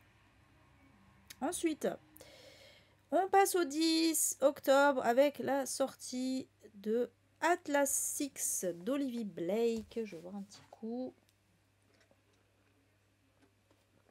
Voilà, un livre qui a fait pas mal de bruit à sa sortie et qui est dans ma palle depuis très longtemps, mais que j'ai toujours pas lu, même s'il fait pas mal envie, parce qu'on est dans une Dark Academia. On est dans de la fantaisie, hein, clairement. On nous dit, voilà, le synopsis, il est simple. Une fois par décennie, les 6 magiciens les plus talentueux de leur génération sont appelés à concourir pour gagner leur place au sein de la Société des Alexandriens, l'organisation la plus secrète et la plus élitiste du monde. Jusqu'où iront-ils pour réussir? Voilà, donc on est dans un concours de magie, je suppose. Et en même temps, voilà, dans une Dark Academia. Ouais, c'est cool qu'ils sortent en poche. Ah, tu vas le lire en cette fin d'année. Ok, ok, ok, ok. Ça va me donner envie de le lire aussi, celui-ci. Clairement, clairement, clairement. Il y a une maison en prend, j'avais pas vu... Pardon. Excusez-moi pour ce bâillement intempestif. J'avais pas vu Elisa pour le livre d'avant. Ouais, il y a une maison, on prend. Ouais, c'est un peu ça, exactement. Exactement. T'avais commencé en liseuse, tu vas le reprendre. Ok. Ok, ok. Mais ouais, pourquoi tu l'as laissé de côté du coup? Ah, ça m'intrigue ça. Donc ça sortira chez Michel Lafon, dans leur collection poche, hein, bien sûr. Voilà. Très bien, très bien. En tout cas. Ben oui, Fanny, coucou. Oui, tu es très en retard. En effet. Ça fait plus d'1 heure que j'ai commencé là. Ben, j'espère que tu vas bien en tout cas. Ensuite, toujours le 10, donc sortira Dernier Gueuleton avant la fin du monde de Jonas Jonasson. Un auteur que j'aime beaucoup. Beaucoup, beaucoup. Qui est l'auteur du Vieux qui ne voulait pas fêter son anniversaire. Alors c'est pareil, ce titre, je sais qu'on adore ou on déteste. Hein. Moi j'avais vraiment surkiffé, et le tome 2 également, encore plus même. Ah d'accord, je comprends Elisa, oui du coup effectivement. Et donc dans cette histoire, donc lui voilà, Jonas Jonasson, il fait des romans un peu barrés, mais en même temps avec des messages assez sympas dedans. Donc là on est en 2011, l'été 2011 en Suède, et on va suivre Petra qui est une astrophysicienne qui a calculé que l'apocalypse surviendrait le 21 septembre, peu après 21h20. 21 septembre 2011, peu après 21h20. Et du coup, elle va rencontrer Agnès, qui est une influenceuse de 75 ans. Voilà, c'est tout à fait le genre de délire de Jonas Jonasson. Et Johan, qui est un cuisinier hors pair, un peu nigo en fait. Voilà. Et donc voilà, évidemment, elle va les mettre au courant de la fin du monde qui arrive. Et donc ils vont décider de profiter du temps qu'il leur reste à régler ce qui doit l'être. Et ils vont finalement carrément entamer un road trip. Il aime bien les road trips aussi, hein, Jonas Jonasson, je précise. En camping-car en direction de Rome. Et donc évidemment, bon là, comme d'habitude, c'est pareil, ça patte à Jonas Jonasson. Ils vont rencontrer des gens connus. Voilà, il aime bien mettre des gens connus dans ses romans. Et bon, voilà. Après, voilà, moi j'aime bien, mais d'un autre côté, ça fait un peu redondant avec, voilà, dans ses livres, il aime bien faire un peu la même chose. Oui, c'est la même couverture que le grand format, ouais. Tout à fait, avec ce paresseux là. Et donc ça sortira chez Pocket. Voilà. Mais oui, ah, t'as des petits tracas, pardon, Fanny, désolée, j'espère que ça va aller. Courage à toi en tout cas. Donc voilà, bon écoutez, Après voilà, faut pas que ce soit trop redondant, à chaque fois un peu les mêmes ficelles. Mais moi j'aime bien son humour à Jonas Jonasson. J'aime bien. Mais je comprends que tout le monde n'aime pas. Hein. C'est particulier. C'est assez chez Père quand même. Bref, voilà pour celui-ci en tout cas. Allez, on retrouve Noël. Alors là, cette fois, c'est pas une romance. Après, peut-être qu'il y aura une romance dedans, mais en tout cas, c'est pas du tout présenté comme une romance, plutôt présenté comme du feel good. Avec Et le bonheur arriva du froid de Carole Cerruti, je sais pas, je crois qu'elle est française, donc allez savoir si elle a francisé son nom ou pas. Et on va suivre Marie qui vient d'avoir 30 ans et en fait elle a pris la succession de son père au poste de PDG de leur entreprise familiale. Voilà. Déjà ça commence bien, on est avec une girl boss. Donc son avenir semble tout tracé et bon elle donc au mieux en dehors de son travail on va dire elle aime bien faire la fête et des sorties entre amis. Elle aime bien la décoration, voilà. Et elle va apprendre aussi elle vient d'hériter d'un cottage en Finlande. Et donc elle va décider de partir en vacances là-bas. Bah, aller voir ce que ça donne, ce petit cottage en Finlande. Et le truc c'est que quand elle arrive elle est déçue parce que le cottage en question c'est juste une petite hutte avec un commerce totalement à l'abandon, on ne sait pas ce que c'est comme commerce. Et son père en fait va décider, on ne sait pas pourquoi, hein, encore une fois c'est un truc de Noël, hein, son père va décider de lui couper les vivres et de la mettre au défi. Elle devra lui prouver qu'elle est son digne successeur en redressant la boutique de sa grand-mère, donc le fameux commerce à l'abandon, c'était à sa grand-mère, par ses propres moyens, et voilà, donc va se lancer dans ce... Alors je sais pas, non, vous votez pour quoi? Moi je dis le commerce, soit c'est une librairie, soit c'est un salon de thé, ou une boulangerie, ou une pâtisserie. Ça va être un truc comme ça. À tous les coups. Tout ce que vous voulez, c'est pas précisé, hein. Tout ce que vous voulez, que c'est une connerie comme ça. Tu l'as vu se passer sur NetGalley, mais tu l'as pas demandé. T'as beaucoup de mal à les filles. Oui, moi aussi, j'avoue, je pense pas, je suis pas sûre que ce serait un truc que je lirais. Mais voilà, je l'ai mis parce que, voilà, l'ambiance de Noël. Je me suis dit en plus que ça changeait un petit peu des romances. C'est vrai, pourquoi toujours des romances, hein. Donc voilà, après rien ne dit qu'il n'y aura pas, bon on nous dit que c'est un feel good, hein, c'est classé comme feel good, mais rien ne dit qu'il n'y aura pas une romance dedans, ça serait pas déconnant, honnêtement ce serait pas déconnant s'il y avait une romance dedans. Voilà, en tout cas pour celui-ci, un café dans lequel il y a des livres et des chats. Ah oui, Rose. Alors bon, du coup les chats va falloir les trouver parce qu'à mon avis ils sont pas restés là, mais mais oui, ça pourrait tout à fait être ça effectivement. Ah purée, bref. Bon voilà en tout cas pour celui-ci. Hop, on est toujours le 10 avec un petit webtoon, un petit manoir. Bon, voilà, c'est une romance, mais je sais pas, je trouvais ça un peu original aussi. Ça s'appelle Opération True Love de Kokali et de Ledumb.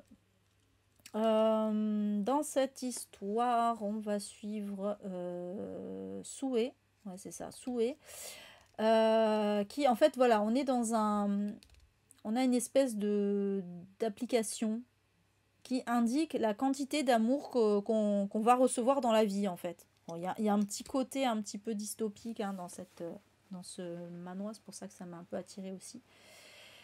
Et en fait, Sui va découvrir que son score à elle est proche du néant. Voilà, donc en gros, elle va rien recevoir comme amour dans la vie, c'est sympa. Bisous Peggy, bonne nuit. Merci d'être venue.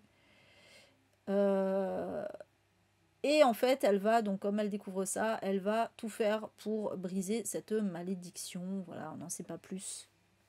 On n'en sait pas plus. Voilà, mais bon, c'était un petit peu rigolo, donc je l'ai mis. Histoire de... Voilà, on est à Noël, je mets des trucs un peu cucu, hein, désolé. Enfin, on n'est pas encore à Noël, mais c'est, on est déjà dans l'ambiance de Noël. Ça y est, ça commence. Ça va commencer en octobre, là, hein.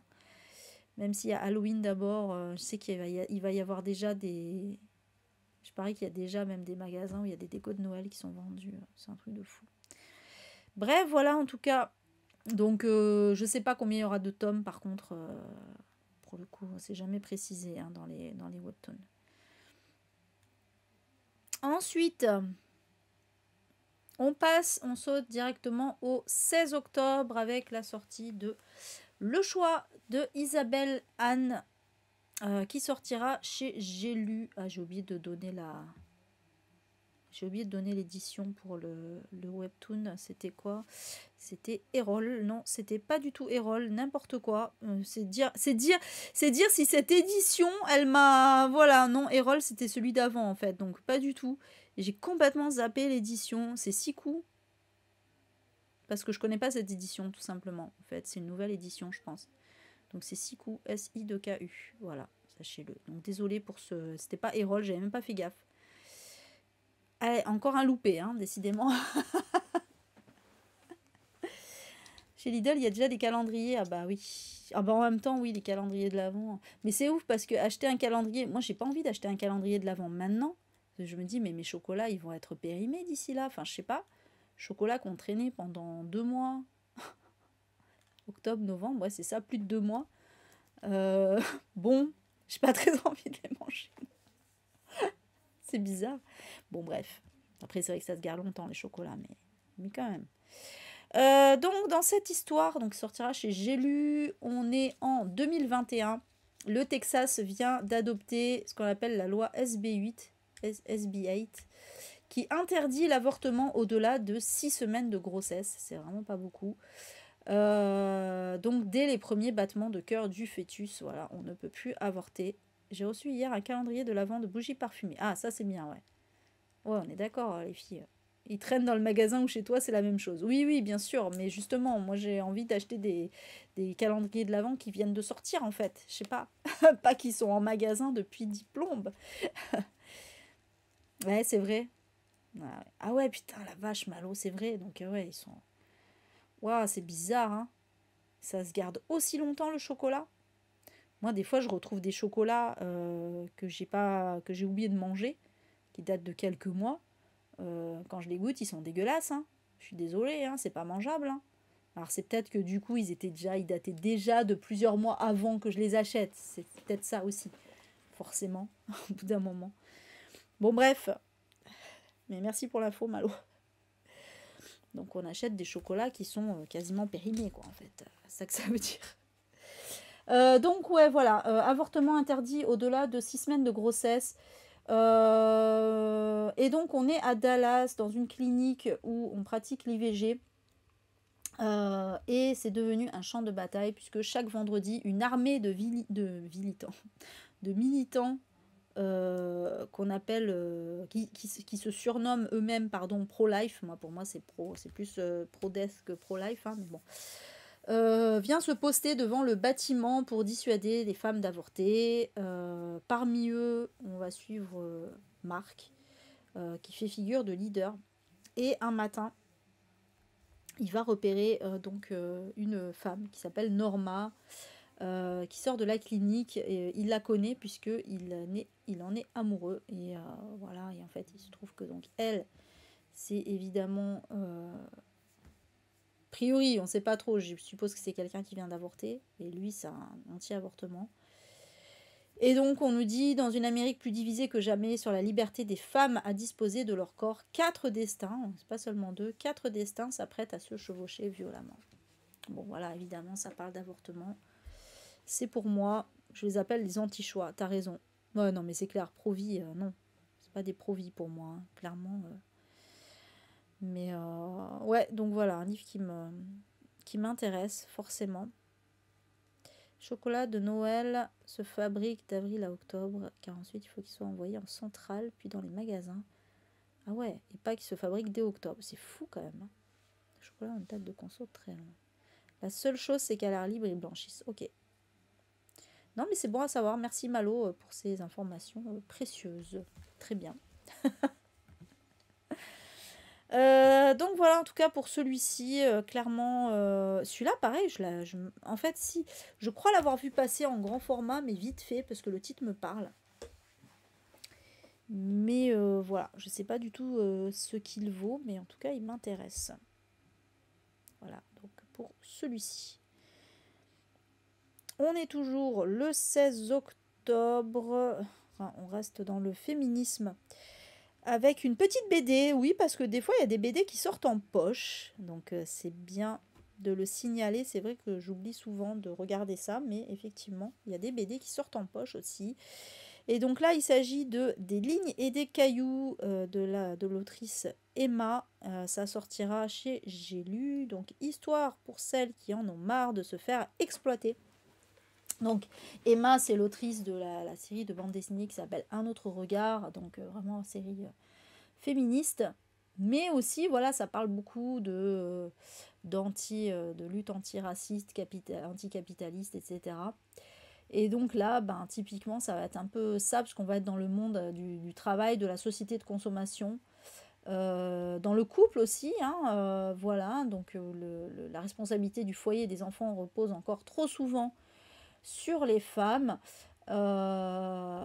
Et donc Emma s'inspire notamment de l'actualité, alors du coup c'est plus trop actuel, ça sort en poche, mais let's go, de l'actualité, de ses observations, etc. Pour voilà, nous inviter à poser donc un autre regard sur l'exploitation des femmes en l'occurrence. Bonne nuit Émilie, merci d'être venue. Et voilà, bon, moi j'aime beaucoup.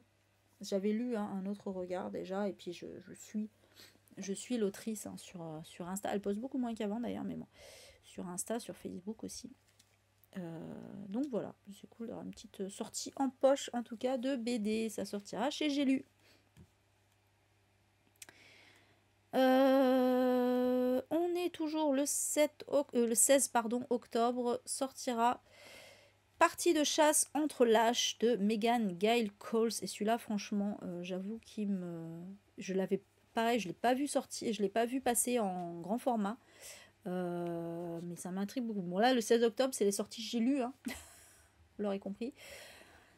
Donc dans cette histoire, on est sur l'île de Terre-Neuve, dans le nord du Canada. C'est la Saint-Valentin. Et le truc, c'est qu'on va être dans un restaurant, c'est le restaurant Hazel, et il va y avoir une tempête, enfin un blizzard en fait, qui va menacer le restaurant, sauf qu'il va aussi y avoir une tempête, on nous dit, d'une autre nature qui se prépare en effet. Iris, une jeune serveuse, redoute de croiser le regard de son chef à l'emprise malsaine. Et donc il y a son collègue Damian qui lui est un peu toxicomane hein, visiblement, voilà, il essaye de le cacher. Et Olive qui ne devrait pas être là. Olive, on ne sait pas si c'est un garçon ou une fille d'ailleurs, cherche un peu de chaleur. Et on nous dit voilà, tous sont sur le fil prêt à exploser, et entre deux coupures de courant, la vérité pourrait faire surface et tout écraser sur son passage. Et en fait, j'avais vu que c'était un livre notamment sur la masculinité toxique. Et ça parle de chasse hein, aussi, accessoirement.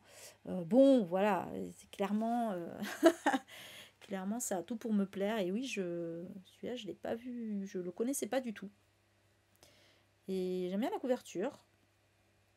Voilà, donc en tout cas, ouais, celui-là, il me plaît pas mal. C'est un petit bébé aussi, 544 pages, mais je suis très intriguée. Et puis en plus, moi, j'adore les huis clos. J'adore les huis clos avec des personnages qui se confrontent comme ça, vraiment. Ouais, je crois que la couverture était pas ouf en grand format. Hein. Je l'avais vu, mais je me souviens plus, mais je me rappelle qu'elle était pas ouf. Bref, parce que j'ai regardé, quand je reconnais pas un livre, je regarde si je le reconnais en grand format, donc je regarde la couverture, mais là ça me parlait pas du tout, je là, bah non, pas vu passer celui-là. Donc voilà, pour celui-ci qui m'a beaucoup interpellée. On est toujours le 16 octobre avec une autre romance coréenne, hein, en l'occurrence de notre manoir, qui cette fois sortira chez K-Books. Voilà, K-Books, une édition que je connais cette fois.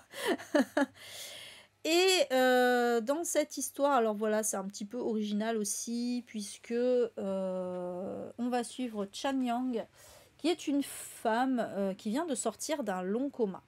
Elle vient de sortir du coma, elle vit une vie ordinaire, hein. Et un jour, il y a l'esprit d'un homme qui va apparaître chez elle. Voilà, donc on est dans du fantastique, hein, romance fantastique, et qui va lui demander de l'aider. Alors on n'est pas dans Ghost, hein, il ne va pas faire de la poterie.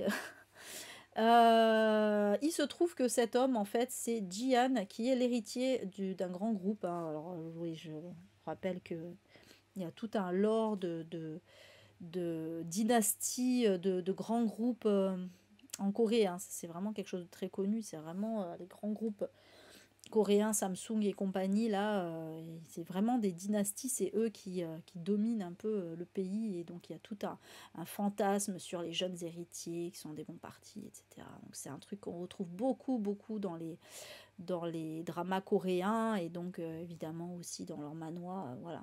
C'est un classique. Et donc, Jian, c'est l'héritier d'un grand groupe. Et lui-même est actuellement dans le coma et après un accident suspect, on nous dit. Et donc, en fait, il n'a que 3 mois devant lui pour résoudre le mystère de son accident. Voilà, donc il y a un côté un petit peu voilà, mystère, en plus de la touche fantastique, etc. Donc, je trouvais que ça avait l'air un peu sympa. Donc voilà, je vous l'ai mis. Alors après, moi, j'achète rarement des manhwas parce que même si le prix vaut, parce que le prix est normal, parce que ce sont des belles éditions, moi je trouve ça cher, sachant qu'il y a plein de tomes à chaque fois, s'il faut commencer à foutre 15 balles par tome, voilà. Donc j'en achète rarement, voilà, je les sélectionne vraiment sur le volet, hein. Huis clos, maison forêt ou lieu abandonné, enfant, c'est pour moi. Donc si vous avez des recommandations, merci pour elle. Ok, ça marche. Il y en a plein, hein.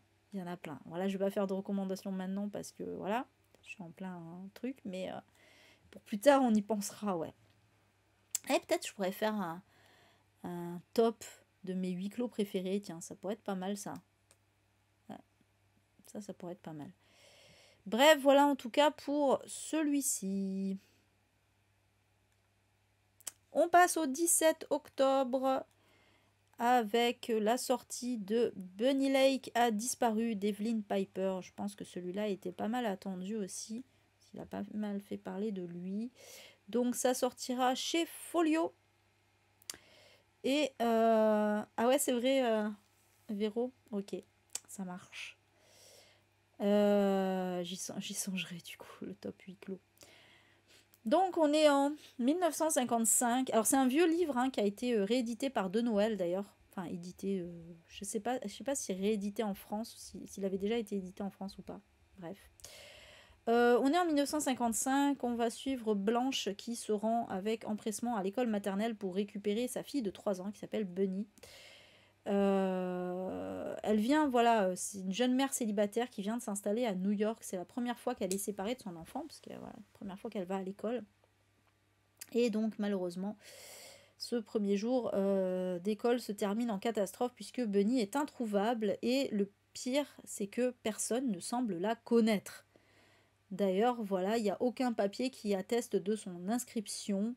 Ni la directrice d'école, ni la police ne prennent la mère de famille au sérieux. Ils lui envoient même un psychiatre. Mais Blanche n'est pas du genre à renoncer. Voilà, donc clairement, celui-là, il m'avait pas mal fait envie. Il n'y avait pas que Stéphane qui en avait parlé d'ailleurs, hein. Je ne sais plus qui c'est qui en avait parlé aussi. C'était pas Elsa? Ah, merci Karine, il me semble que c'était Elsa aussi qui en avait parlé. Ouais, t'inquiète, Véro, ça me plaît bien cette idée, ouais, de 8 clos, top 8 clos.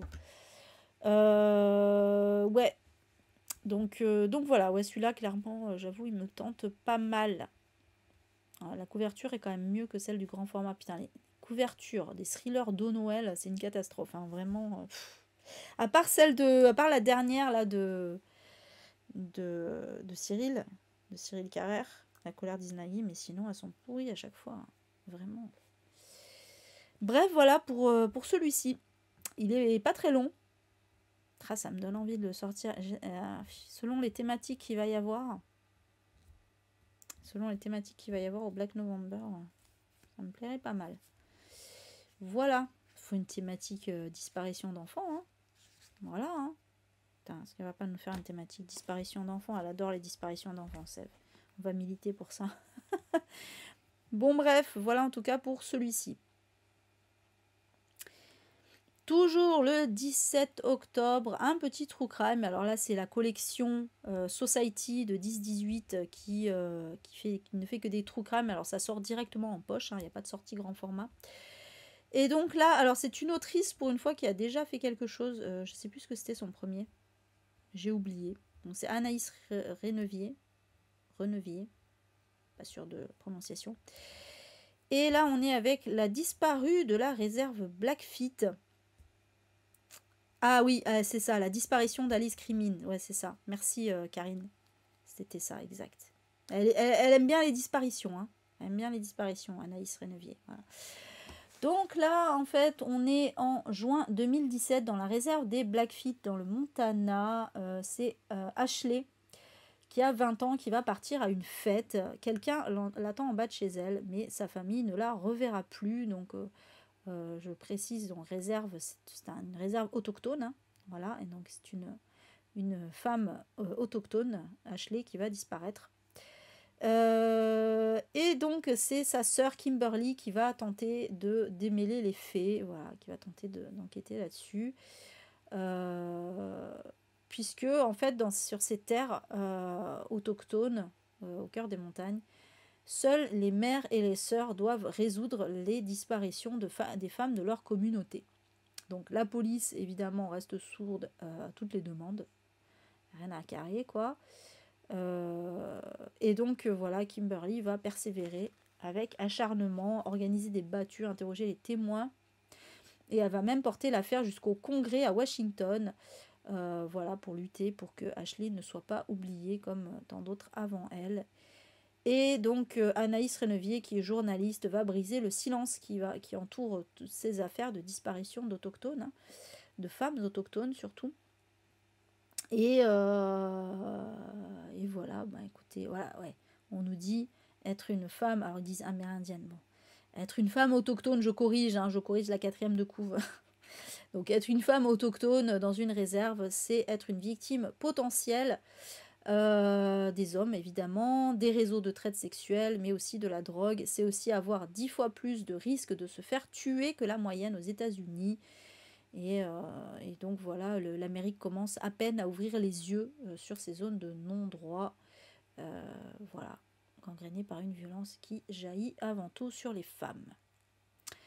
Voilà, donc forcément, c'est extrêmement intéressant, évidemment, encore une enquête comme ça qui dévoile un peu les dessous d'une politique hein, aux États-Unis. Parce que là, la collection Society, voilà, ce sont que des true crime qui se passent aux États-Unis.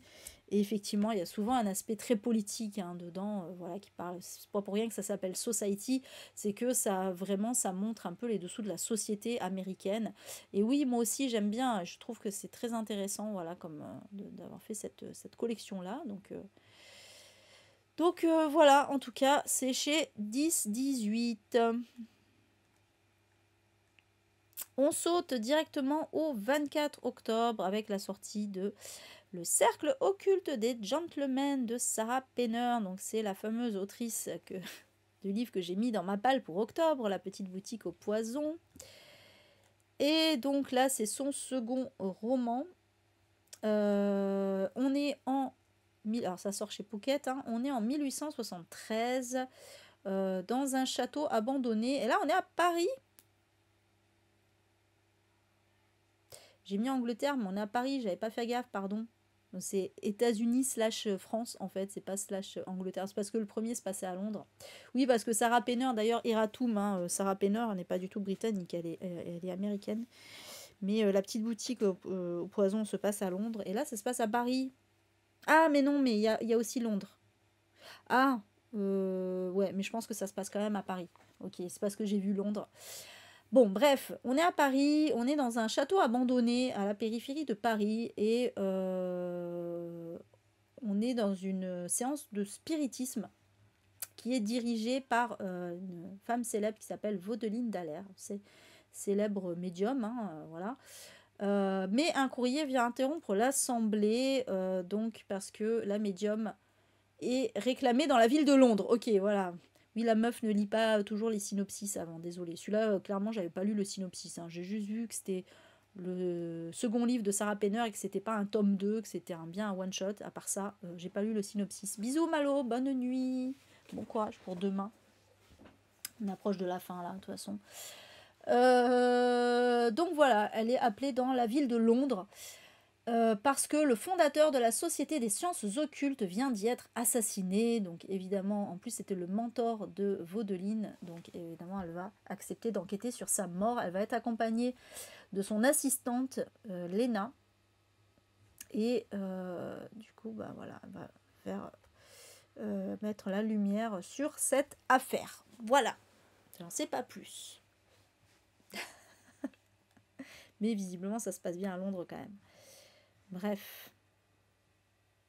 Moi, je vais d'abord lire La petite boutique au poison et on verra pour après. Ensuite, on passe au 25 octobre. Allez, un petit essai que j'ai déjà lu, mais que je vous recommande fortement, En bon père de famille de Rose Lamy, qui sortira chez Point. Voilà, enfin la version poche. Donc oui, un essai qui va parler en fait du patriarcat, mais en particulier de la figure du père. Puisque voilà, le père est toujours présenté comme un héros par les voisins, les connaissances, etc. Même lorsque il peut se montrer violent au sein de son foyer. Et justement, Rose, elle va s'inspirer notamment de son propre père, qui lui-même, voilà, a été considéré comme un homme bien, voilà, une bonne personne, un bon père, etc., alors qu'il était violent. Et elle va partir de là pour, en fait, déconstruire justement, voilà, le fameux mythe du bon père de famille, qu'on appelle le bon père de famille. Hein. Voilà, c'était un terme de droit, hein, il y a encore pas si longtemps. Pour dire, voilà, de façon intègre, on disait en bon père de famille. Alors que bon, c'est assez ironique hein, aujourd'hui, quand on connaît la vérité. Et voilà, et donc elle va parler, d'études, de statistiques, d'anecdotes, d'actualités sur tout ce qui se ramène au bon père de famille. Hein, donc le fameux... voilà, un peu comme le violeur de la Sambre, hein, notamment, ou un peu là, récemment, en plus, alors là, pour le coup, on est en plein dedans, l'actualité avec l'affaire Pellico, hein, clairement, Dominique Pellico, c'était aussi le bon père de famille. C'était aussi, voilà, l'homme que tout le monde appréciait, ça se passait bien avec sa femme, etc. Et en fait, bah, voilà, c'est la vérité, quoi. Donc, ouais, en plus, moi, j'adore La plume de Rose Lamy. Moi, j'ai lu ces 2 essais. Hein. Le premier, c'était défaire le discours sexiste dans les médias. Donc, ça parlait justement de comment comment les médias traitent l'actualité. Donc, vraiment le vocabulaire, pardon, utilisé en fait. Par exemple, là, le fameux drame conjugal, le crime passionnel, etc. Voilà. Mais ouais, donc clairement, voilà, en bon père de famille, ça fait écho à pas mal d'affaires, hein, justement, où à chaque fois, l'homme était bien sous tout rapport. Hein. Déjà, beaucoup de féminicides, hein, notamment. Donc, ouais. Ah, ben, l'affaire Pellico a vraiment mis en lumière quelque chose d'extrêmement important, c'est que, ben, tous les hommes tous les hommes sont des violeurs potentiels, voilà. Et quand on sait que là, il y en a eu quasiment une centaine, il y a plus d'une centaine, je crois, qui ont été contactés, je crois que c'était 70% qui ont participé et les 30% n'ont pas dénoncé. Ils ont refusé de participer, mais ils n'ont pas dénoncé. Et déjà, rien que ça, c'est être complice, quoi. À un moment, bon, voilà. Donc, ouais, c'est clair que ça a mis pas mal de choses en lumière, cette affaire. Hein. C'est fou, hein. Ça fait flipper, hein. Bref, donc voilà, en tout cas, le fameux Bon père de famille de Rose Lamy, je vous incite vraiment fortement à lire cet essai, il est vraiment passionnant et ben oui, ça ouvre les yeux sur pas mal de choses encore. Voilà pour celui-ci. On saute directement au 30 octobre avec l'autre mois du miroir de K-Books. Il fallait un petit peu d'horreur. Alors, c'est bien parce que les côtés manois, là, côté webtoon, on manque un petit peu. C'est vrai que c'est beaucoup des romances. Là, c'est bien d'avoir un petit... Bon, après, moi, ce que j'achète, c'est même plus des trucs thrillers, mais là, voilà, un petit manoir horrifique. En plus, je crois que c'est un one-shot. A priori, ouais, c'est un one-shot. C'est encore mieux. Dans cette histoire, on suit Sungon. Sungon. Je suis pas sûre de la... Attendez. Sungon. Je pense que c'est Sungon. Qui attend un heureux événement, mais son beau-père, quand il va l'apprendre, va entrer dans une rage folle et va se mettre à la frapper. Pour se défendre, elle va le poignarder à mort avec un tesson de bouteille. Voilà, ça commence bien, c'est joyeux. Et le truc, c'est que au moment où elle le tue, elle remarque dans le miroir de l'entrée que de l'autre côté de la glace, son beau-père est encore en vie. Et elle comprend alors que le miroir permet de passer d'une réalité à l'autre. Moi, j'adore les histoires de miroirs, là. J'aime bien ça. Voilà. Ça a aussi mis en lumière le côté harcèlement de la victime par les avocats de la défense. Ah là là, c'est une catastrophe ça aussi, hein, Véro. Hein. Oh, c'est une catastrophe les avocats. Hein. Mon Dieu, alors moi je suis évidemment pour le droit de n'importe qui à être défendu, évidemment. Mais alors là, c'est fait vraiment de façon très très très sale. Vraiment, hein, c'est une honte. Hein. C'est horrible. Horrible ce qu'elle vit, Gisèle Pellicot, hein, vraiment. Donc ouais, non, c'est clair. C'est clair qu'il y a vraiment un problème. Hein. Vraiment. Enfin bref.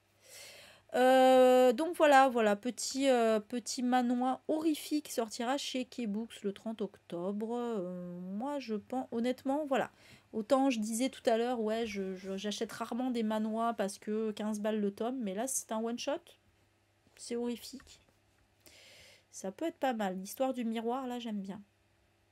Donc voilà pour celui-ci. En tout cas, voilà, il y a tous les graphiques à la fin, là. Quasiment. C'est quasiment que des graphiques. Toujours le 30 octobre, dès qu'on arrive à Halloween, sortira Shibatarian, le tome 1, donc on n'a pas la couverture définitive, qui sortira chez Panini dans leur collection Jump Comics. Je sais pas combien de tomes il y aura. Pour le coup, je crois qu'il y en a 9 en cours, quelque chose comme ça, donc c'est quand même assez... voilà, mais bon. Donc on va suivre Sato qui est collégien et qui un jour va découvrir un corps à moitié enterré sous un cerisier en fleurs.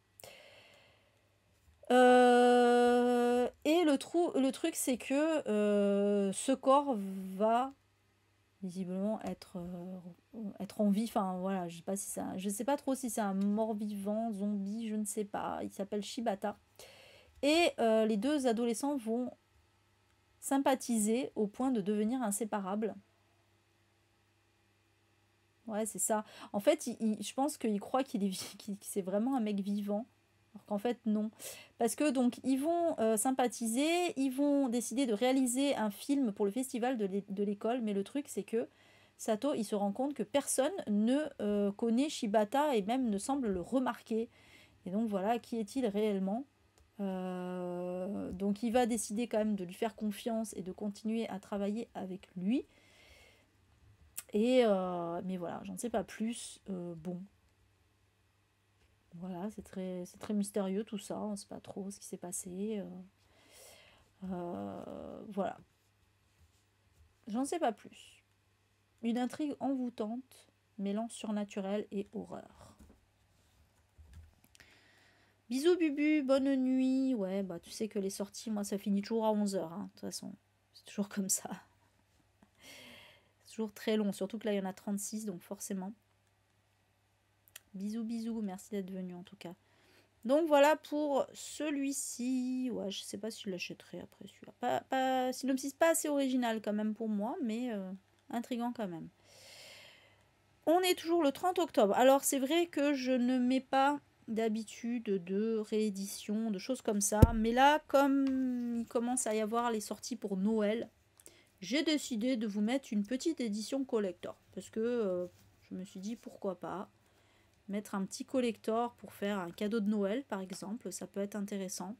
Donc si je vois comme ça d'ici décembre, alors je sais que sortie de décembre il n'y aura rien, hein, mais octobre et novembre en tout cas, si je vois des petits collectors qui pourraient être intéressants, spécial Noël, je vous les mets. Je vous en mets au moins un. Et donc là je vous ai mis Tant que le café est encore chaud de Toshikazu Kawaguchi. D'ailleurs, petite parenthèse, j'ai percuté la dernière fois que dans le nom de l'auteur, il y avait Kawa quand même. C'est marrant. Voilà.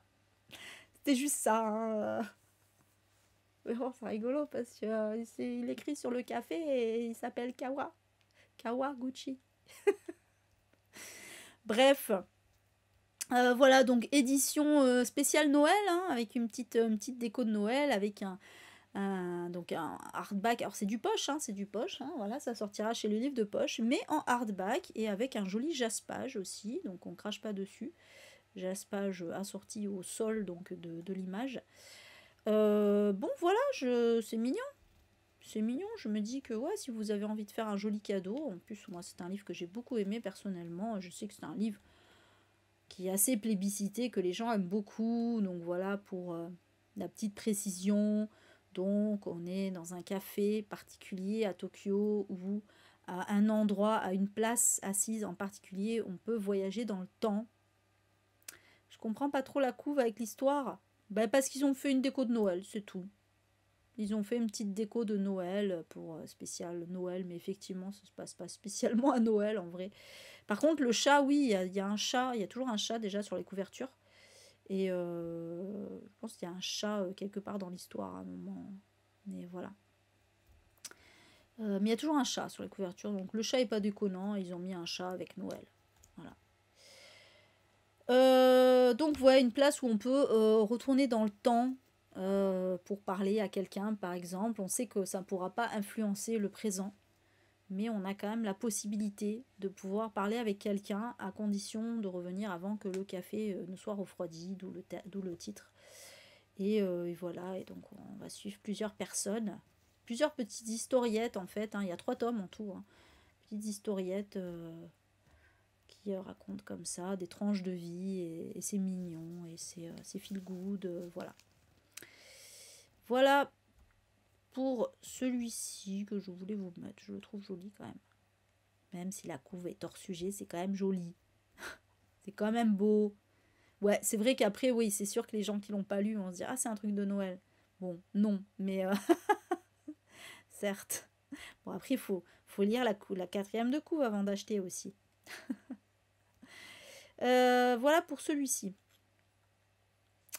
Alors là, c'est un peu particulier parce qu'en fait, c'est Delcourt qui va sortir 5 tomes d'un coup d'un manga. Alors, en vrai, c'est pas spécialement 5 tomes, c'est 5 recueils d'historiettes de l'autrice Rumiko Takahashi. Alors Rumiko Takahashi, même si son nom ne vous dit rien, c'est l'autrice de Ranma 1,5, de Juliette Je t'aime, de Lamu, de Inuyasha pour un peu chose de plus récent. Voilà, donc autrice extrêmement connue. Et donc en fait, Delcourt a décidé de rééditer parce que il y avait 3 recueils qui étaient précédemment parus en France et qui vont rééditer. Donc le premier c'est La tragédie de paix, le deuxième c'est Le chien de mon patron et le troisième c'est Un bouquet de fruits rouges, auxquels ils vont ajouter 2 recueils qui ne sont pas sortis en France. C'est Les oiseaux du destin et Le dîner de la sorcière. Et en fait apparemment il y en a 6, donc le 6e on ne sait pas trop s'il va sortir plus tard ou quoi. Mais là, en tout cas, ces 5-là vont sortir le même jour, le 30 octobre. Et donc, c'est un recueil de petites historiettes un peu rigolotes, un peu feel good. Un poil fantastique pour certaines, si je comprends bien. Voilà, des petites historiettes, tranches de vie aussi, voilà, tout en humour. Donc voilà, je voulais vous les mettre. C'est des. Alors après, je pense qu'ils vont tous faire. Alors, ils vont peut-être pas tous faire le même nombre de pages, hein. Ça, c'est le premier tome que j'ai mis. Mais je pense qu'ils vont tous être au même prix, 8,50 €. Voilà. Et a priori, de ce que j'ai vu, il va aussi y avoir un gros tome qui va tous les recouper. Et les regrouper, pardon. Donc je sais pas si je vais le mettre dans les sorties grand format ou pas, mais en tout cas, sachez-le que dans le même temps, il va y avoir un tome collector qui va tout regrouper. Voilà. Ouais, moi, ça peut carrément m'intéresser aussi pour le coup. Vraiment. Parce que j'aime beaucoup cette autrice et j'aime bien son humour. Et puis voilà, bon, là, c'est des petites histoires. En plus, ça risque d'être un peu rigolo. Donc voilà pour ces sorties de chez Delcourt. Et enfin, de Der des Der, on va finir avec le 31 octobre. Et donc, qui dit 31 octobre dit Halloween. Et donc, il fallait finir sur un truc horrifique. Et donc, cette fois, on est bien en Suisse. Là, c'est sûr. Et alors oui, c'est un manga suisse, parce que pourquoi pas. Alors en général, moi je mets pas manga quand c'est pas japonais. Cela dit, bon là on est vraiment dans les codes du manga, c'est présenté comme un manga, etc. Donc j'ai laissé manga. Et donc c'est mon petit musée d'idées noires. Et oui, effectivement, Léo, ils mettent juste Léo. En fait, c'est Léo von Siebenthal. Mais bon, du coup, c'est Léo. C'est Léo, son pseudonyme d'auteur c'est Léo. Hein, donc on a mis son nom en entier là en auteur. Et d'ailleurs, son Instagram c'est Les idées noires de Léo. Donc c'est un petit mangaka suisse, amateur de seinen, on nous dit. Voilà. Et donc là, en fait, on va suivre. Putain, ça pleut bien là. On va suivre. En fait, c'est 8 petites histoires, je vais y arriver, qui mêlent des sujets de la vie quotidienne qui nous concernent tous, donc une œuvre anthologique. Et voilà, donc on nous dit. Alors, c'est pas. En vrai, c'est pas forcément horrifique, c'est plus un peu thriller, un peu drame, voilà, un peu. Mais c'est noir en tout cas. Et voilà, c'est des histoires inventées par cet auteur. Voilà. J'en sais pas plus, je sais pas trop de quoi ça parle précisément. Voilà. Ça, je sais pas pourquoi ça me fait penser aux idées noires de Franquin, du coup, mais voilà, c'est pas le même délire, je pense. Et ça sortira chez Myria Édition. Je connais pas du tout, pareil, cette maison d'édition. Mais voilà, comme c'est original, comme ça change un peu, je vous l'ai mis. Et par contre, je me suis trompée dans le titre, pardon. C'est 9,50 €, hein, pas 8, je sais pas pourquoi j'ai mis 8. C'est 9,50 €, hein, le prix. Voilà. Bon, c'est pas très cher quand même. Hein. Dans tous les cas, en dessous de 10 €, bon, ça va. Et du coup, c'est un one-shot en plus. Voilà pour celui-ci qui était donc Bisous Rose. Merci à toi d'être venu, ça m'a fait plaisir de te voir du coup. J'espère qu'on te reverra. Hein. Rapidement, je veux dire. Parce que j'imagine qu'on te reverra à un moment ou à un autre, mais j'espère qu'on te reverra rapidement. Bisous, bisous. Et j'en ai fini avec donc les sorties. J'espère que ça vous aura intéressé, que vous en aurez noté quelques-unes. Ah, merci Rose, ouais. Bisous Julia, bonne soirée, bonne nuit. Ouais, moi je vais vous laisser aussi. Voilà, du coup sur YouTube, on va se retrouver pour les sorties grand format. Ouais, parce qu'il n'y a pas de bilan lecture cette semaine. Je suis en train de me demander ce que j'ai mis en jeudi là. Je sais plus. Je connais même plus mon propre planning. Ah oui, bah oui, déjà. C'est déjà des gommes tapales en fait. Je viens de percuter. Oh, c'est déjà des gommes tapales. J'ai l'impression qu'on a fait des gommes tapales la semaine dernière, genre tellement je... Vraiment, hein. J'ai l'impression que c'était tout récent. C'est ouf. C'est ouf. C'est passé vite, hein. Bon, bah voilà. Donc jeudi. Donc mardi, ça sera chill. J'avais une idée d'ailleurs de trucs à vous faire mardi. Merde, j'ai oublié. voulais qu'on fasse un truc ensemble et ça y est, j'ai oublié quoi. Zut alors! Je m'étais dit, ouais, au prochain live chill, je ferai ça. Bon, peut-être ça me reviendra. Donc ouais, la prochaine vidéo, tout ça pour dire, je vais arrêter avec YouTube, tout ça pour dire que la prochaine vidéo, donc ce sera les sorties grand format d'octobre, voilà. Sur ce, eh bien, écoutez, d'ici là, portez-vous bien et à bientôt. Miaou.